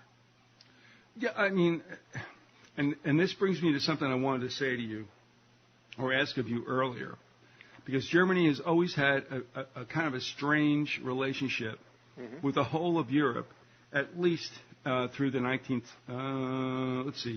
20th century, bleeding over to the 19th. The whole idea of World War I, it's kind of like said but not said, and that is Germany needed seabound lanes and we're going to be an economic power, which England didn't want. All right, if we can buy that now, do you buy that at all, or not? Well, the Second Reich was the second attempt to revive the Holy Roman Empire, and the Second Reich was Germany's attempt at basically returning to the formal glory of I should say Germany's attempt to become a dominant world power, and that was going to, at one point, the French and the British were in their way, and they were going to knock them out of their way and take over. And that's really what it was all about. I mean, that's real simplistic, I realize, but they saw their mission as putting themselves in the position of world conquest. Well, I know you halted for a second for former glory because there really wasn't, in a sense. Yeah, but I would say I would for glory from the standpoint of the Holy Roman Empire and what it was. And next time I'll talk about the history of the Holy Roman Empire, which I've been research on, and I found a good article that kind of gives a good synopsis of it. It's such a long period of history. It's like over 1,000 years. So, it's really difficult to put it together in a way that's palatable. But I found something that'll do that. That's cool. I'm sorry I didn't put a call block on. Nobody calls me on Sunday. Somebody did. Don't worry about that. Yeah. I mean, because I'm a ham bone. What do I know? Yeah. But what's so interesting is this. I have wondered why Germany has been used to become the enfant terrible in Europe, because the first time around, and that's why you stopped short. And I was going to say, because it all goes back to Charlemagne in the Holy Roman Empire. Charlemagne was a German king when you get down to it. In fact, this article, Unholy Union, says, in fact, the idea to unite Europe under the Pope's rule goes clear back to Charlemagne in the Holy Roman Empire. And this is from Edmund Paris. The papacy, ever since the days of Charlemagne, has not ceased to lean upon the Germans in order to impose its authority and extend its influence throughout Europe. That's Edmund Paris, who wrote Secret History of the Jesuits in the Vatican against Europe. But let me run this scenario by you. I'm thinking that Germany of Bismarck and Kaisers was a Germany that got unified, looked like it could be a little bit of a problem, wasn't completely Catholic anymore. Yeah. And well, now, the early part of the Second Reich, if you can call it even that part of it, the Second Reich. Okay. Bismarck was Protestant, and That's right. it was a Protestant thing. But when you come down to Kaiser Wilhelm II, Kaiser Wilhelm II was in league with the Vatican. They were weren't they all Habsburgs, Catholic? Yeah. He was in league with the Vatican. So yes. At that point, you've got a revival of the Holy Roman Empire. And you're right. Bismarck was not a friend of the Vatican. No. Although Bismarck did want to see Germany as dominant in Europe. So, you get a Germany going in alone at first, and then you've got Germany going in with their partner, the Vatican, when you get Kaiser Wilhelm II. And yet that's the way I see it. Yeah, but yet they get beaten. Mm-hmm. They got beat. Yeah. And then now we have all quiet on the European front for what 1918, 18 years. 1939. Or you can go back to 36 when things started. So I'm wondering, like, if World War I was slapping them around to get them in line and cut this crap out. And then I talked about that earlier on. It's all been an attempt. It all goes back to Rome. It all goes back to Satan, really. Exactly. It all goes back to the idea of a world government which would put Satan at its head, and he would be worshipped as a god, which is what he wants. That is his greatest desire. Exactly. His greatest desire is to be worshipped as a god as he destroys humanity. That's really his ultimate goal. It's funny when we talk about the mafia and people double cross and I'm thinking to myself, that's so much. I mean, I'm not saying that that's part of the whole thing, but in Satan, I mean, he's the ultimate liar. Mm-hmm. I mean, he'll use you, pet you, get you to do whatever you want, and in the end, he'll cut your balls off. Right. That's it. Sorry. Well, you've seen, so many rock stars that you wonder. I'm not saying that all the rock stars are, Satanists or anything, but I think a lot of those people, have some kind of demonic influence on their lives that, that just rockets them to the top, and then all of a sudden you see them fall, really fast. And I often wonder, is it like a Faustian type thing where these people are no longer useful at that point? Right. So, the heck with you. Adios. I always think about that song, and I think you'll remember this, but that's how I apply it. And that is, no matter what you do, no matter how well you've served, whatever, it's the old story about that song about the woman who took in the snake. Mm-hmm. I know the song. Remember that? Yeah. Took it in You knew darn well I was a snake before you took me in. Yeah. And that's the way it is. It's like, too bad, sucker.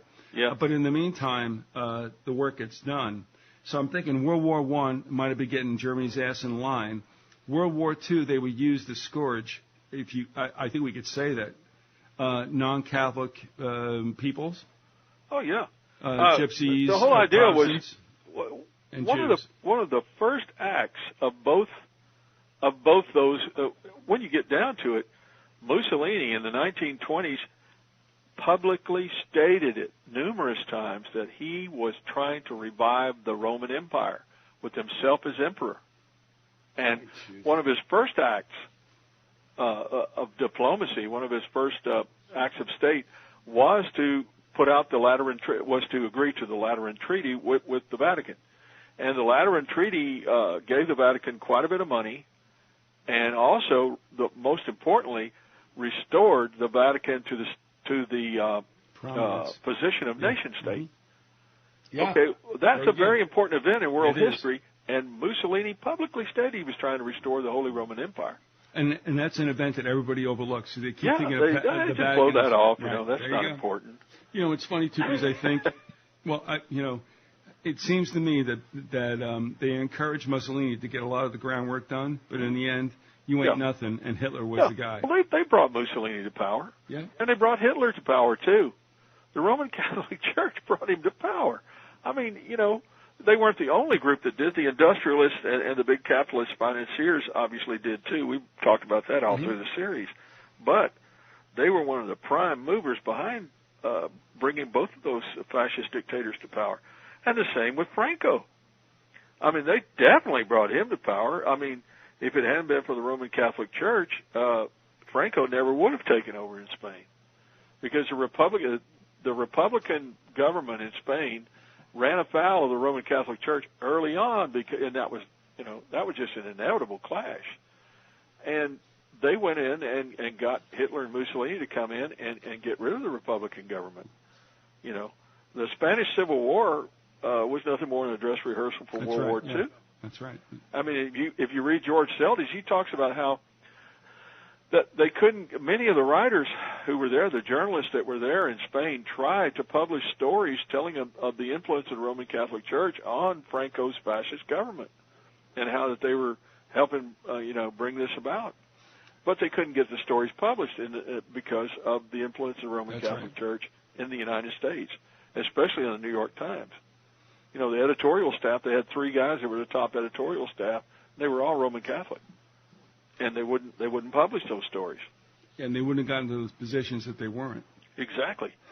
Exactly. He was talking about, I forget what he called it, but he was talking about St. Peter's, Cathedral in New York, and I guess that's like where St. Patrick's. Yeah, I'm sorry, St. Well, you're from Texas. I know. I don't know those places. It's all up there in Yankee Land to me. Who knows? Okay. Those people are all crazy up there. Anyway, that's true. At any rate, he was talking about how that was like a nexus of power there. Where decisions were made about what the American public was going to be told. And it still goes on today. And Americans really think that a lot of people really believe the mainstream media is giving them the real scoop about what's happening in the world. Well, it's filtered by a lot of very powerful forces, and the Roman Catholic Church and the military-industrial complex being 2 of those. And they don't realize that, when media is controlled by corporations, they can do anything they want and tell you anything they want. And it doesn't necessarily mean you're getting the truth just because you turn on your television and turn to CNN or Fox. And that's the point. I was talking to Gino from Brooklyn, who has, I can see in his emails that he has been entertaining a chance to be able to show people what's going on. And that's not it's not a foolhardy thing to want to do, but it has been shown. And then that it doesn't work out well. The reason being, and I said to Gino, I go, look, you're going to have to figure out, and he has done this, how you want to live with this, and for those around you, because unless you get, a major broadcast outlet and/or some paper or 2 that would put this stuff out, there's no chance for us. And the chances for that to happen are nil. Not anybody's fault. This happened before we were born. I'm not blaming my grandparents or parents or anything like that. It's just, it's what happened while we were asleep. So now to go ahead and say, okay, let me just beat my head against the sky, it's like, Gino, go ahead. Everything he wants to do is meritorious. It's the way I was. I think maybe I don't even know you in those days that you might have been. But if you can't get the message out, and that's how easy it is to continue a conspiracy. Yeah. Well, the powers that be, New World Order, whatever you wish to call it, the really powerful oligarchy that runs this country and really runs the world learned a long time ago, and that the way to control the population was to control the media. Exactly, yeah. And they have done that successfully. They started with the newspapers in the late 1900s. Mm-hmm. There was a time in this country when you really could read a major newspaper that would give you some semblance of the truth. That's true, yeah. But that can't be done anymore, because all it takes is somebody is going to write a story that is critical of a particular politician, or they're going to write a story that is critical of a particular political policy, and that they might come up with some information that would be, scandalous. Well, that story is not going to be run. No. It's just not going to be there. Nobody's going to read it because it ain't going to get into the paper. It's going to get squashed. And if some writer was to try that, likely he will wind up, working for the Hoboken Gazette. I'm just a New Jersey thing. Yeah, thanks. I work for them, but it's okay. I'm just kidding. But, it's like he's not going to be there. Well, he's not going to be.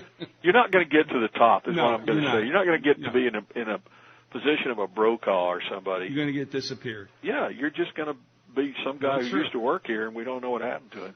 And I want to tell you this also. This is a really pretty salient story. Wink TV, when they were going after Flight 93 and all that. Yeah. And Brian Cabell, and I have the transcripts. I've referred to it often. Yeah. I've heard you run that once. Yeah. They talked to Cabell after the fact, and they said, because he's not with CNN anymore. Uh-huh. I don't know if it was Lisa or it was Victor that talked to him, and they said, because Cabell said, I've never seen a crash like this.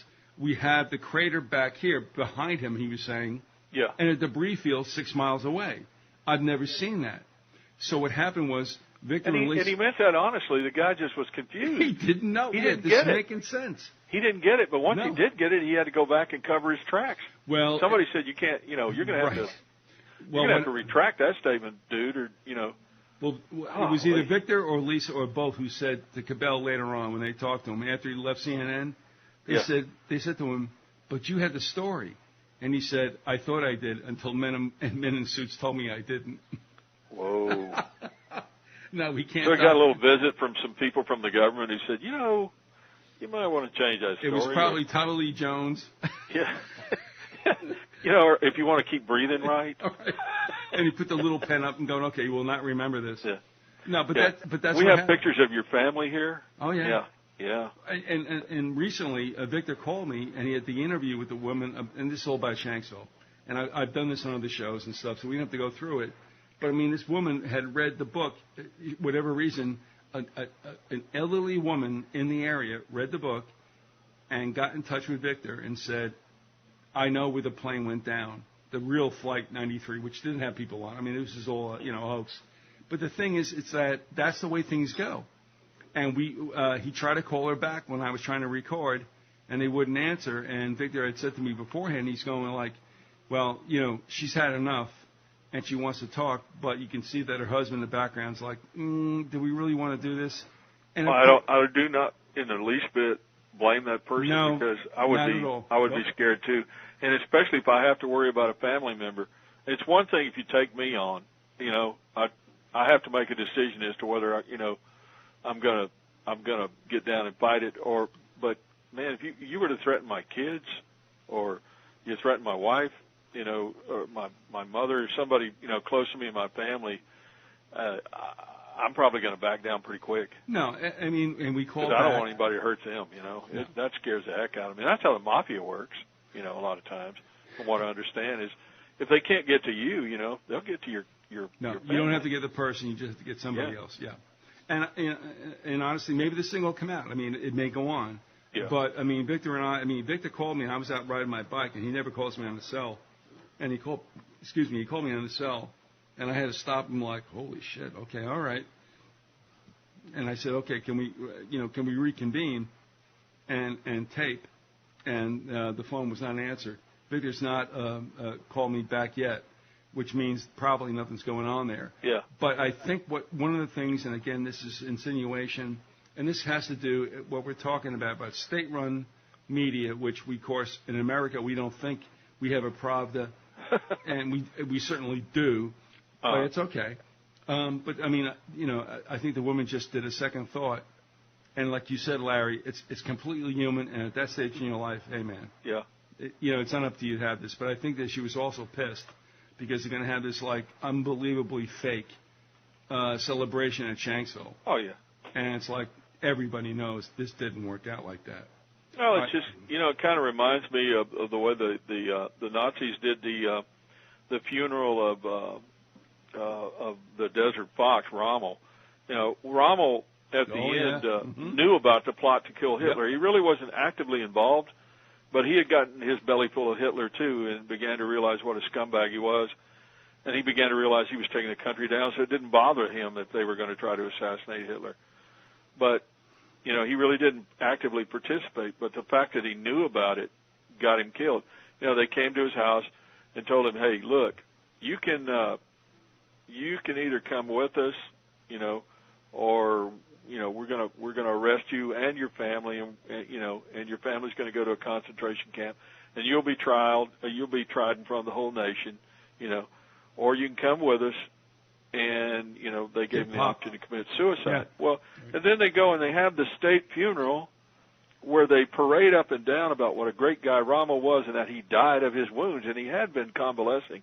His car had been hit by a British plane had strafed the car, and he'd gotten hurt. So, yeah, he was convalescing, so they just said, well, he died of his wounds. And, this big phony, funeral, when in reality he at that point was still a German patriot, but he was an opponent of the regime. But wasn't he called back by Hitler? I mean, like you were too successful. Yeah, he was called back at one point during the war in North Africa. Yeah, he was called back just before the final push by the British. But he was also sick at one point there, and so he brought him back. But he had. He had already made his bones. I mean, the guy was a tremendous general, and really not a bad guy. Just that, when you sup with the devil, you have to have a long handled spoon. No. And that was his fault, and it was something he should not have done, and it cost him his life. No, but I think he realized, and then I think everybody realized that this thing is out of control, and Germany's not going to work out well.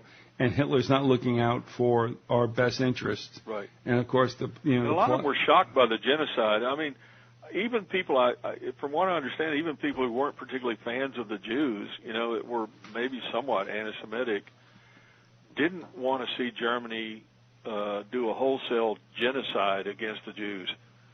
And they also saw the brutality that the SS had inflicted on the people in France and in Russia, et cetera. And that's not the way they operated. That wasn't the world they were in. They believed in being soldiers and fighting, on the field of honor, and exactly right. It was the old knightly virtues.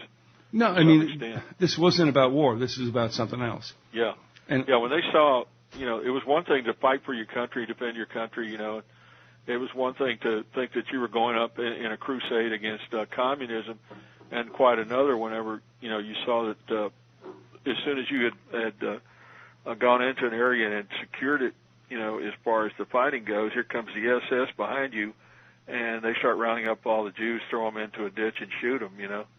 And people were seeing these kind of things going on, and some of them were fine with it. Many of the Nazi, many of the German soldiers and generals or officers were fine with that, but a lot of them weren't. So it caused a pang of conscience there. Stauffenberg had been badly injured in North Africa and had come back, and he was completely convinced that Hitler was going to destroy the nation.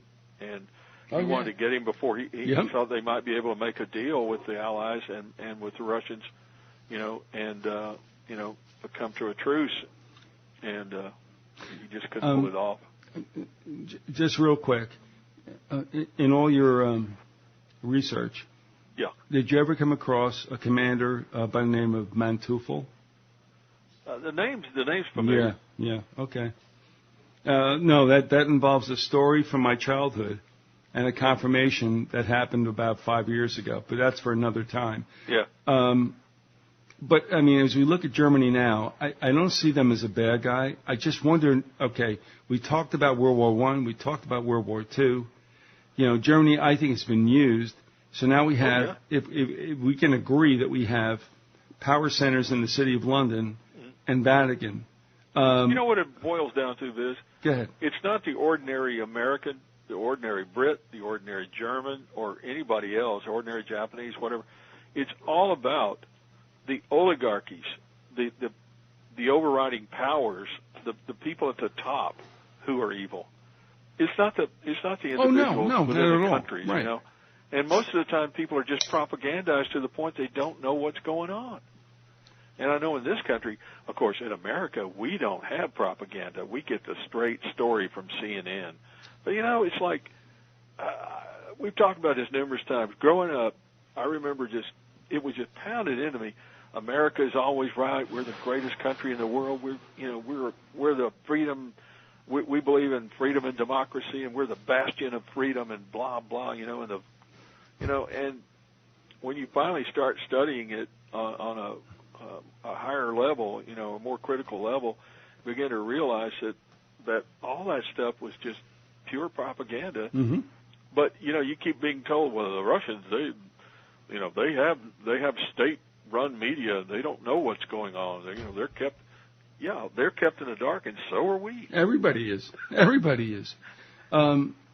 But now, as we look at this last turn of the worm, if you will, Germany certainly has economic power.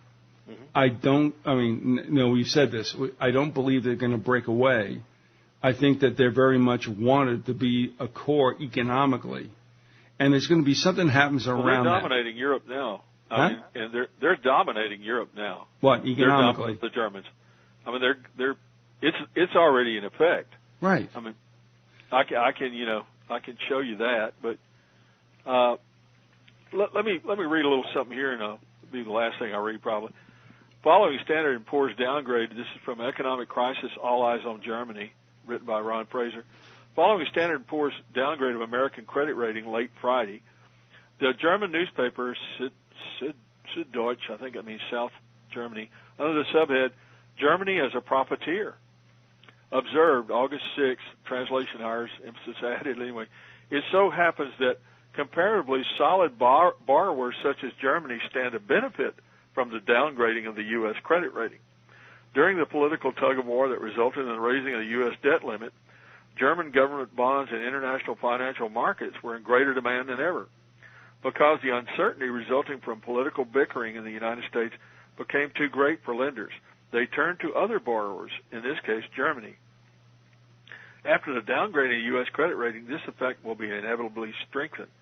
And then under the headline of Germany's opportunity takes shape with the Eurozone crisis, Stratford, the think tank, wrote this.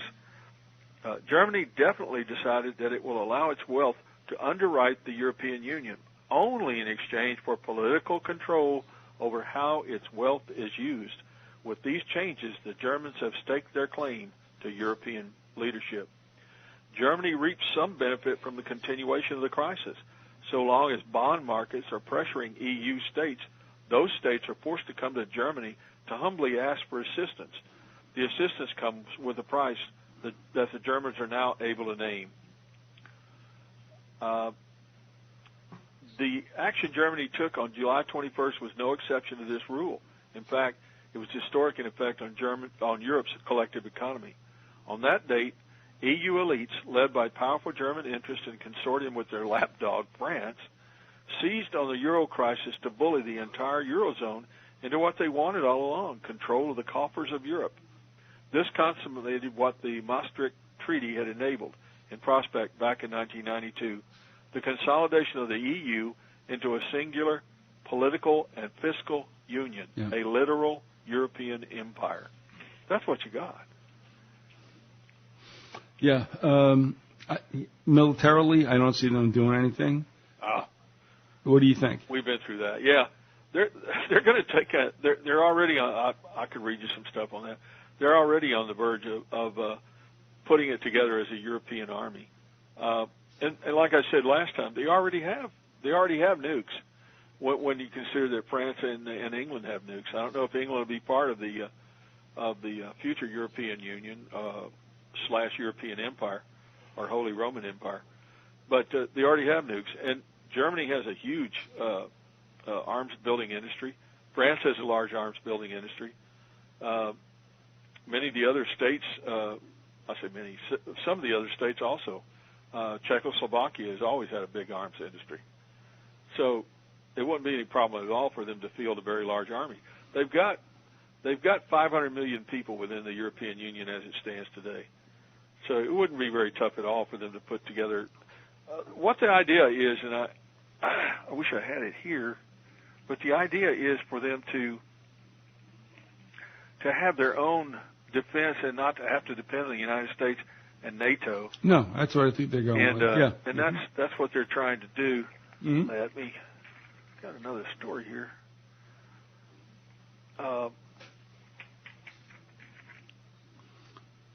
It talks about them uniting with the military. This is from a story called, there's another one by Ron Fraser called On the Edge of Tyranny. And he says, recently I spoke with a former British Army colonel who was an aide to Germany's first post-war Chancellor, Konrad Adenauer. He confirmed that Adenauer oversaw the careful placement of ex-Nazis back into positions of influence in education, judiciary, commerce, banking, business, and industry after the war. The result has been the education of an upper stratum within the German social order that is pursuing the old vision of German hegemony. Once of this, the German public is largely ignorant. Gus, he talks about a meeting of the EU defense ministers, and he starts talking about Guy Verhofstadt, who leads the liberal grouping in the European Parliament, argued, "We have now a diplomatic service, which is very important, but we also need the other instrument, a common European defense, a common European army. And certainly at a time when every European country has to make savings, maybe it's the right time to build up this common European army." And Fraser goes on to say, so there ought to be no surprise that the new head of this joint European Air Command is, you guessed it, a German senior military officer. The same source states the first commander is a major general of the German Air Force, the Luftwaffe. And he says, the EATC will place in true perspective the politics of war of the EU states and creates further steps toward the development of an EU army. The joining together of the EU national military forces serves especially the state that has the most political influence in the EU, which is Germany. And it in this article talks about other things too, about the police powers of the EU and how they believe it will turn into basically a modern police state. And I think that's coming too. I don't think it's any stretch whatsoever. I think that's happening everywhere. Yeah. All right.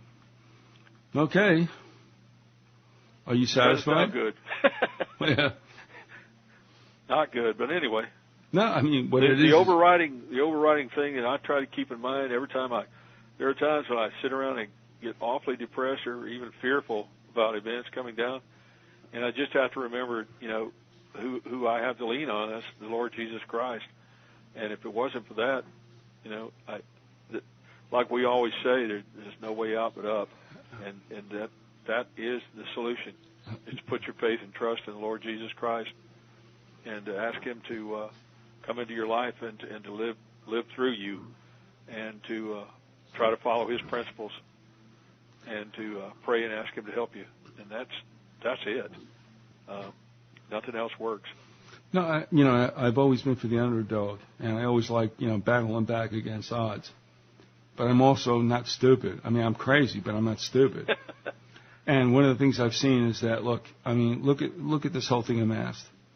And I mean, that's what I write to people. And I don't mean to be like crushing their dreams, but it's like, look, take a look at what's going on. If you want to change things, you need a media outlet. I've said that before. And, and that's realistic, because if we don't get something, at least one thing, you're not going to get much of your message out. And for the most part, no message gets out. I mean, for all the appearances by maybe Jones or Fetzer or whatever on Fox or CNN, I mean, it goes nowhere. It just fortifies in people's minds that these people are really crazy and they're not worth following, and hence their movements are worthless. But they discovered a long time ago the way to defuse any kind of political movement that would try to unmask what the government is doing, any kind of movement that would try to unmask conspiracies, was to try to make anyone who believed that there were conspiracies taking place, they want the public to believe you're a bull goose loony. I mean, you've got you're wearing a tinfoil hat, you're a nut, and they love to use the UFO thing that way too, and they especially like to attack, people. And if you say anything about UFOs, well, you're already, a complete nut. But, there's just huge numbers of people who've seen them. There's all kinds of evidence that they exist, and yet, you're a complete nut if you believe in them. So people don't even report them a lot of times, simply because they don't want to be thought of as a nut. And what I've said is that, I don't want it to be that way.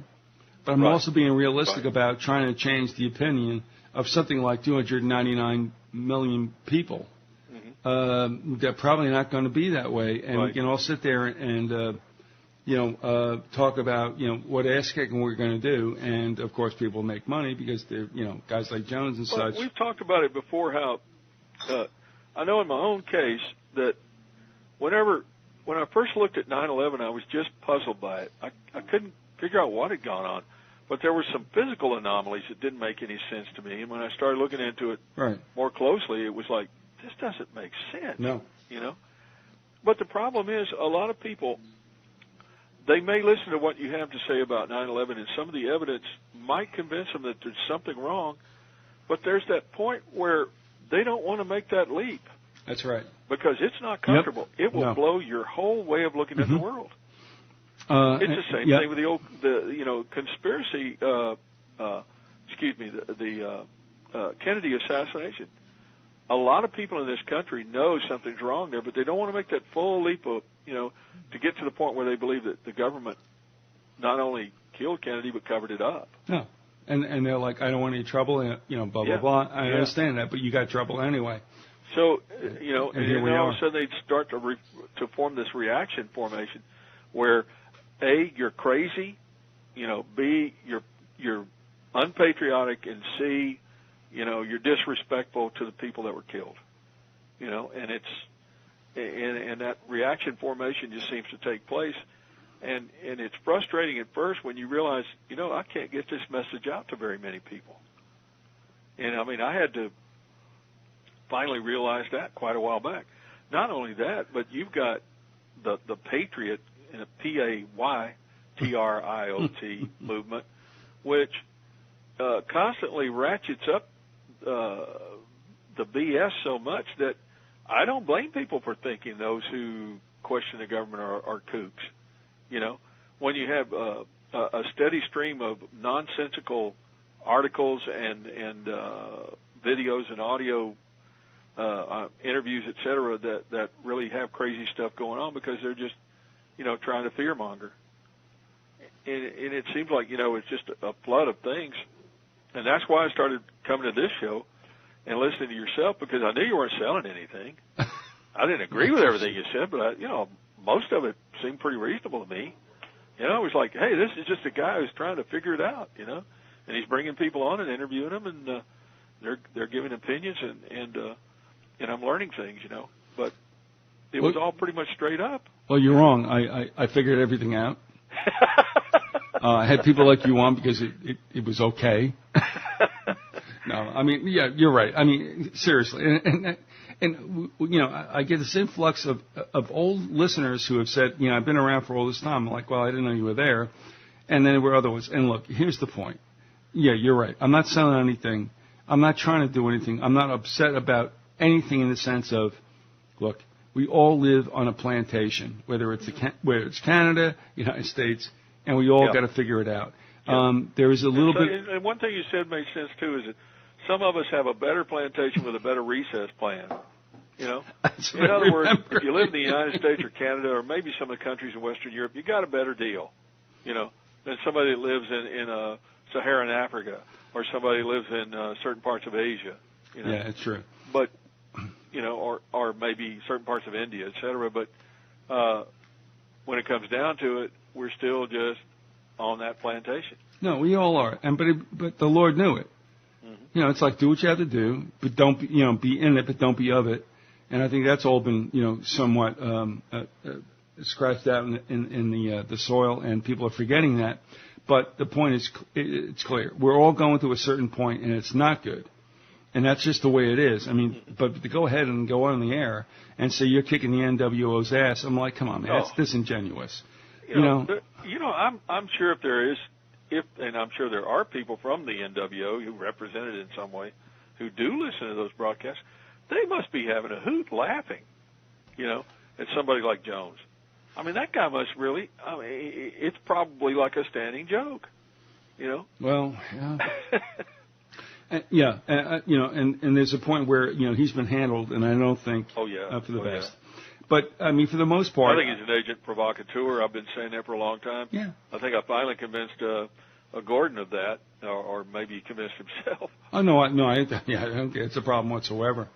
But the thing is, it's like somebody's written me also. In fact, Gene, who's a radical out of Brooklyn, was like, and I didn't really realize he thought he still could, kick some ass. Mm-hmm. And he wrote me about a couple of things I won't mention right here, not because it's a big deal, but because it's got to do with somebody who has a philosophy about stuff, and that's fine. And I'm like, but, Gene, look, what can I tell you? If you want to go and fight this thing hammer and tongue, by all means go ahead, and you'll be able to do that. But at the end of the day, how much time have you spent, and they'll still crush your ass. Yeah. But, and he was trying to figure this out too. He's going like, maybe it's enough for myself and my family to understand what's going on and try to work within that kind of subterranean context. And it's like, I mean, it is. I mean, just don't. That's really the best you can do. Yeah. But even better than that, and I do that, but I go a step farther in that, I put my faith and trust in God, and that's where it's at. I mean, these things, the Father is allowing these things to happen, and when He's ready, He'll stop it, and He'll set things right, and that's what people need to try to understand and to realize. For the secular world that listens to me, I know that's a problem, and I understand that. And I mean, I don't beat them over the head. They probably laugh at us about it, but that's too bad. You know what, Larry? I think unfortunate. I think it's come to a point they're not laughing. It's just that maybe the humor's wearing off. Well, it was never good in the beginning. But I mean, I think there's a tug. Look, you know the way it was before. Okay, right? There's a tug on you. And if the Satan thinks, I mean, I'm not going to say these people are demonic. I'm just saying if Satan thinks he's losing somebody, what do you think he's going to do? He's going to pull every stop out in the world to try to make you stay. And that doesn't make anybody a bad person. It's just that, honestly, for whatever Dylan was and Dylan wasn't, when he made that song, you got to serve somebody, that really comes down to what it is. Whether you think you want to partake in any kind of religion, or whether you think you can get away from it, no, you can't. You got to serve somebody. It comes down by default otherwise. Whatever that means, that means. Right. But, this is one of these times. Paul Sandhu, I think thinks things will be accelerated. And I'm not saying that he's wrong. I just look at the way things have gone, and I'm like, I'm not so sure things are going to happen all that quickly, though things can change in the twinkling of an eye. Yeah, I listened to Paul talking about, the plagues and all the things in the book of Revelation, all the catastrophic events that were going to happen prior to to the Antichrist, and he's right. I mean, it is in the Bible, but Yeah. gosh, it's just really. I don't see how it could be, very much longer. I mean, Oh no. No.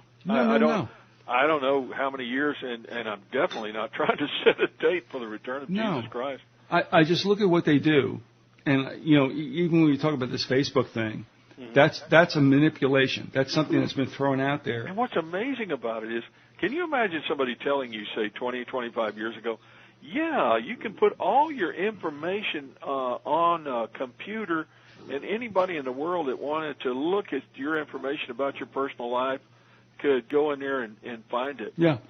And you're probably going, yeah, you can stick that where the moon don't shine. Yeah. That's No, a ridiculous idea. They'll pepper spray you. Now it's not only acceptable, it's cool. I'm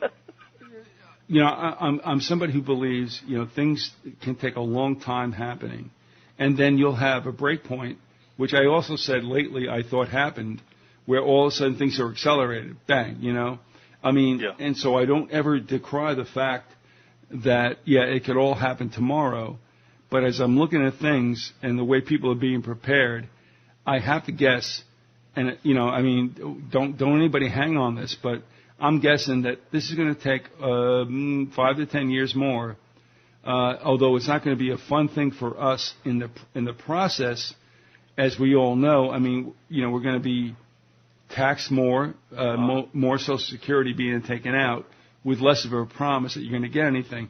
I'm just saying what I think is happening is, really, believe me, no disrespect, but in a way, as Christ was put on the cross, the U.S. has now done that.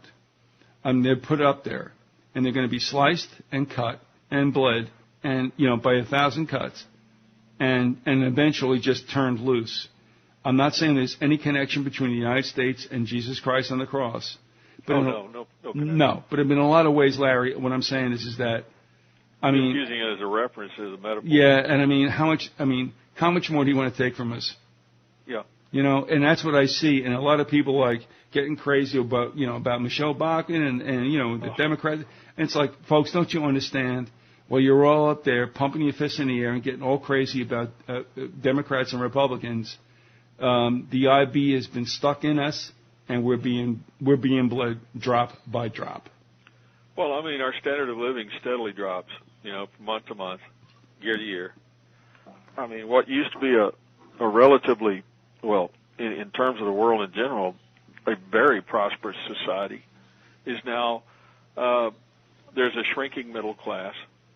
The middle class, I think, is gone. Yeah, and now there's a working class, lower class, whatever you want to call it, a ton of people who just simply can't find a job at all, and the others who can are finding jobs where they're very poorly paid, and there's no benefits, and there's just nowhere to go, no careers. This country is on the verge of economic collapse. I think the very first shot fired was back last week when they devalued the credit, when they lowered the credit rating, and you've got this thing going on in Europe where I think the euro is going to become the world standard, and the dollar is going to be devalued, and man, you talk about a mess. The economy, whew, man, we're on the verge of a depression. And I don't know much about economics, I admit it, but you don't have to be that sharp to see what's coming down. No, you don't. And I tell you, the reports are mixed, but there's certain things that are not coming back, and unless that's addressed, which of course that won't happen. No, there's no returning to. This is it. But anyway, thanks for addressing the thing about Germany as far as an economic power that probably the European Union would not let get away. I think the bankers pretty much are in control. Oh yeah. All right, you agree? You're just going to have You're going to have You're going to have a Germany on steroids. You're going to have a European Union, quote unquote, which will morph into something else, which will be a European empire. You're going to find that the states, there's going to be a two-tier system with Germany leading the top countries like France and I guess Britain, whoever, but especially Germany and France dominating, with France, of course, being the lapdog. But you're going to have the countries in Southern Europe, like Greece, Spain, Italy. They're all going to become second rate. You know, they're like we were talking about, basically vassal states. And there's not going to be, outside of just being language groups, there's not going to be individual countries with national sovereignty. No. You'll just be a European, you know. And you might be a European in Germany where you do okay, or you might be a European in Greece where you're broke. You know, lucky if you can find a job, you know, fortunate if you've got time to, you know, get something to eat, whatever. Well, Liam might be hiring. I talked to him last week. He's great. I talked to him last week. Yeah. And what his take on stuff, and maybe we'll go on air in time. But Sure. It's one of these moments that a lot of stuff is happening. There's a shifting that takes place. You know, you go through months and nothing really takes place, and then all of a sudden, you know, you get this little thing going on, and you realize. And that's why I'm saying, with all due respect to Paul, I think things will take longer than he expects. Yeah.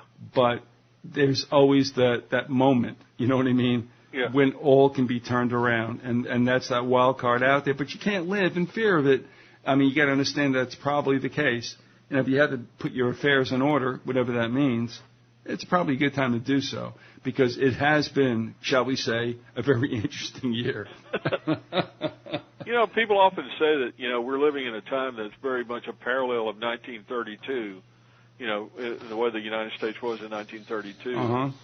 Just trying to get out of the Depression and just before, you know, the Weimar Republic goes down.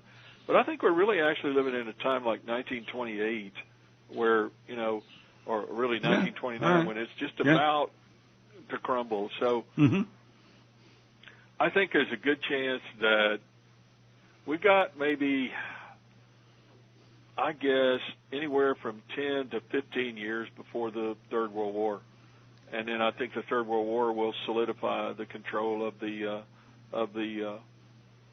Holy Roman Empire. I'm just going to start calling the EU the Holy Roman Empire. Yeah, it's okay. I'm all right with that. No problem here. Yeah. All right. So I'm guessing, and hopefully so, we'll be playing cards like in the cathedral. Yo, Larry, check this out. And you'll still be betting on New Texas, and I'll still be saying, Florida State's where it's at. Anyway.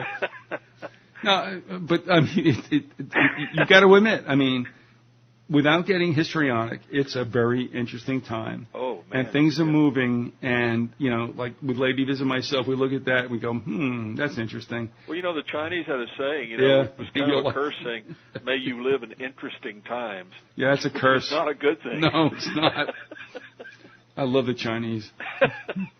But I never got that in any kind of fortune cookie. I never. Yeah, I never did get one of those either. But they probably got a lot of really, you know, great sayings that you don't get in that. I mean, it's kind of like, you know, trying to get a real hamburger at McDonald's. Yeah, and please pay the bill.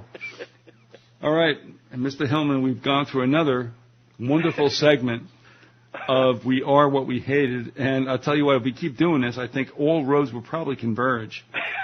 And we'll all be arrested. Yeah. And left out in the sun to die. You know, I can always make a lot of excuses like, I didn't know.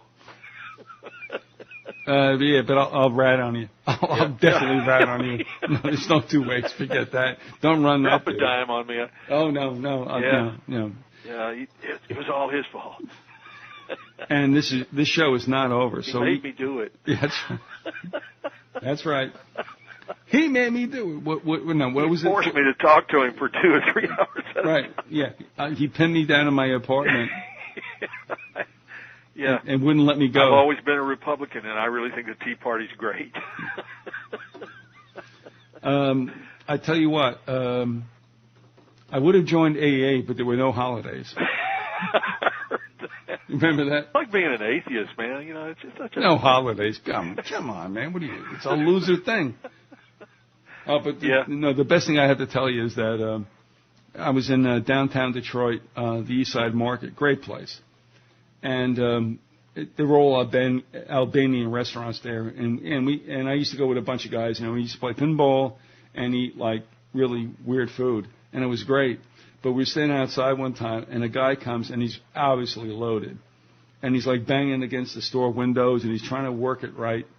And as he passes us, there's a store owner's out there who's like just livid, like he wants to kill this guy.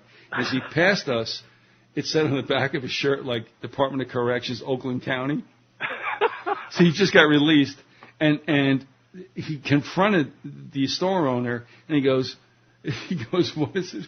Let me get this straight. He goes, you're an alcoholic. He goes, no, I choose to be a drunk. And all of us just sat there and, like, applauded him. Like, it was so European. It's like, excellent, yeah, okay, avante.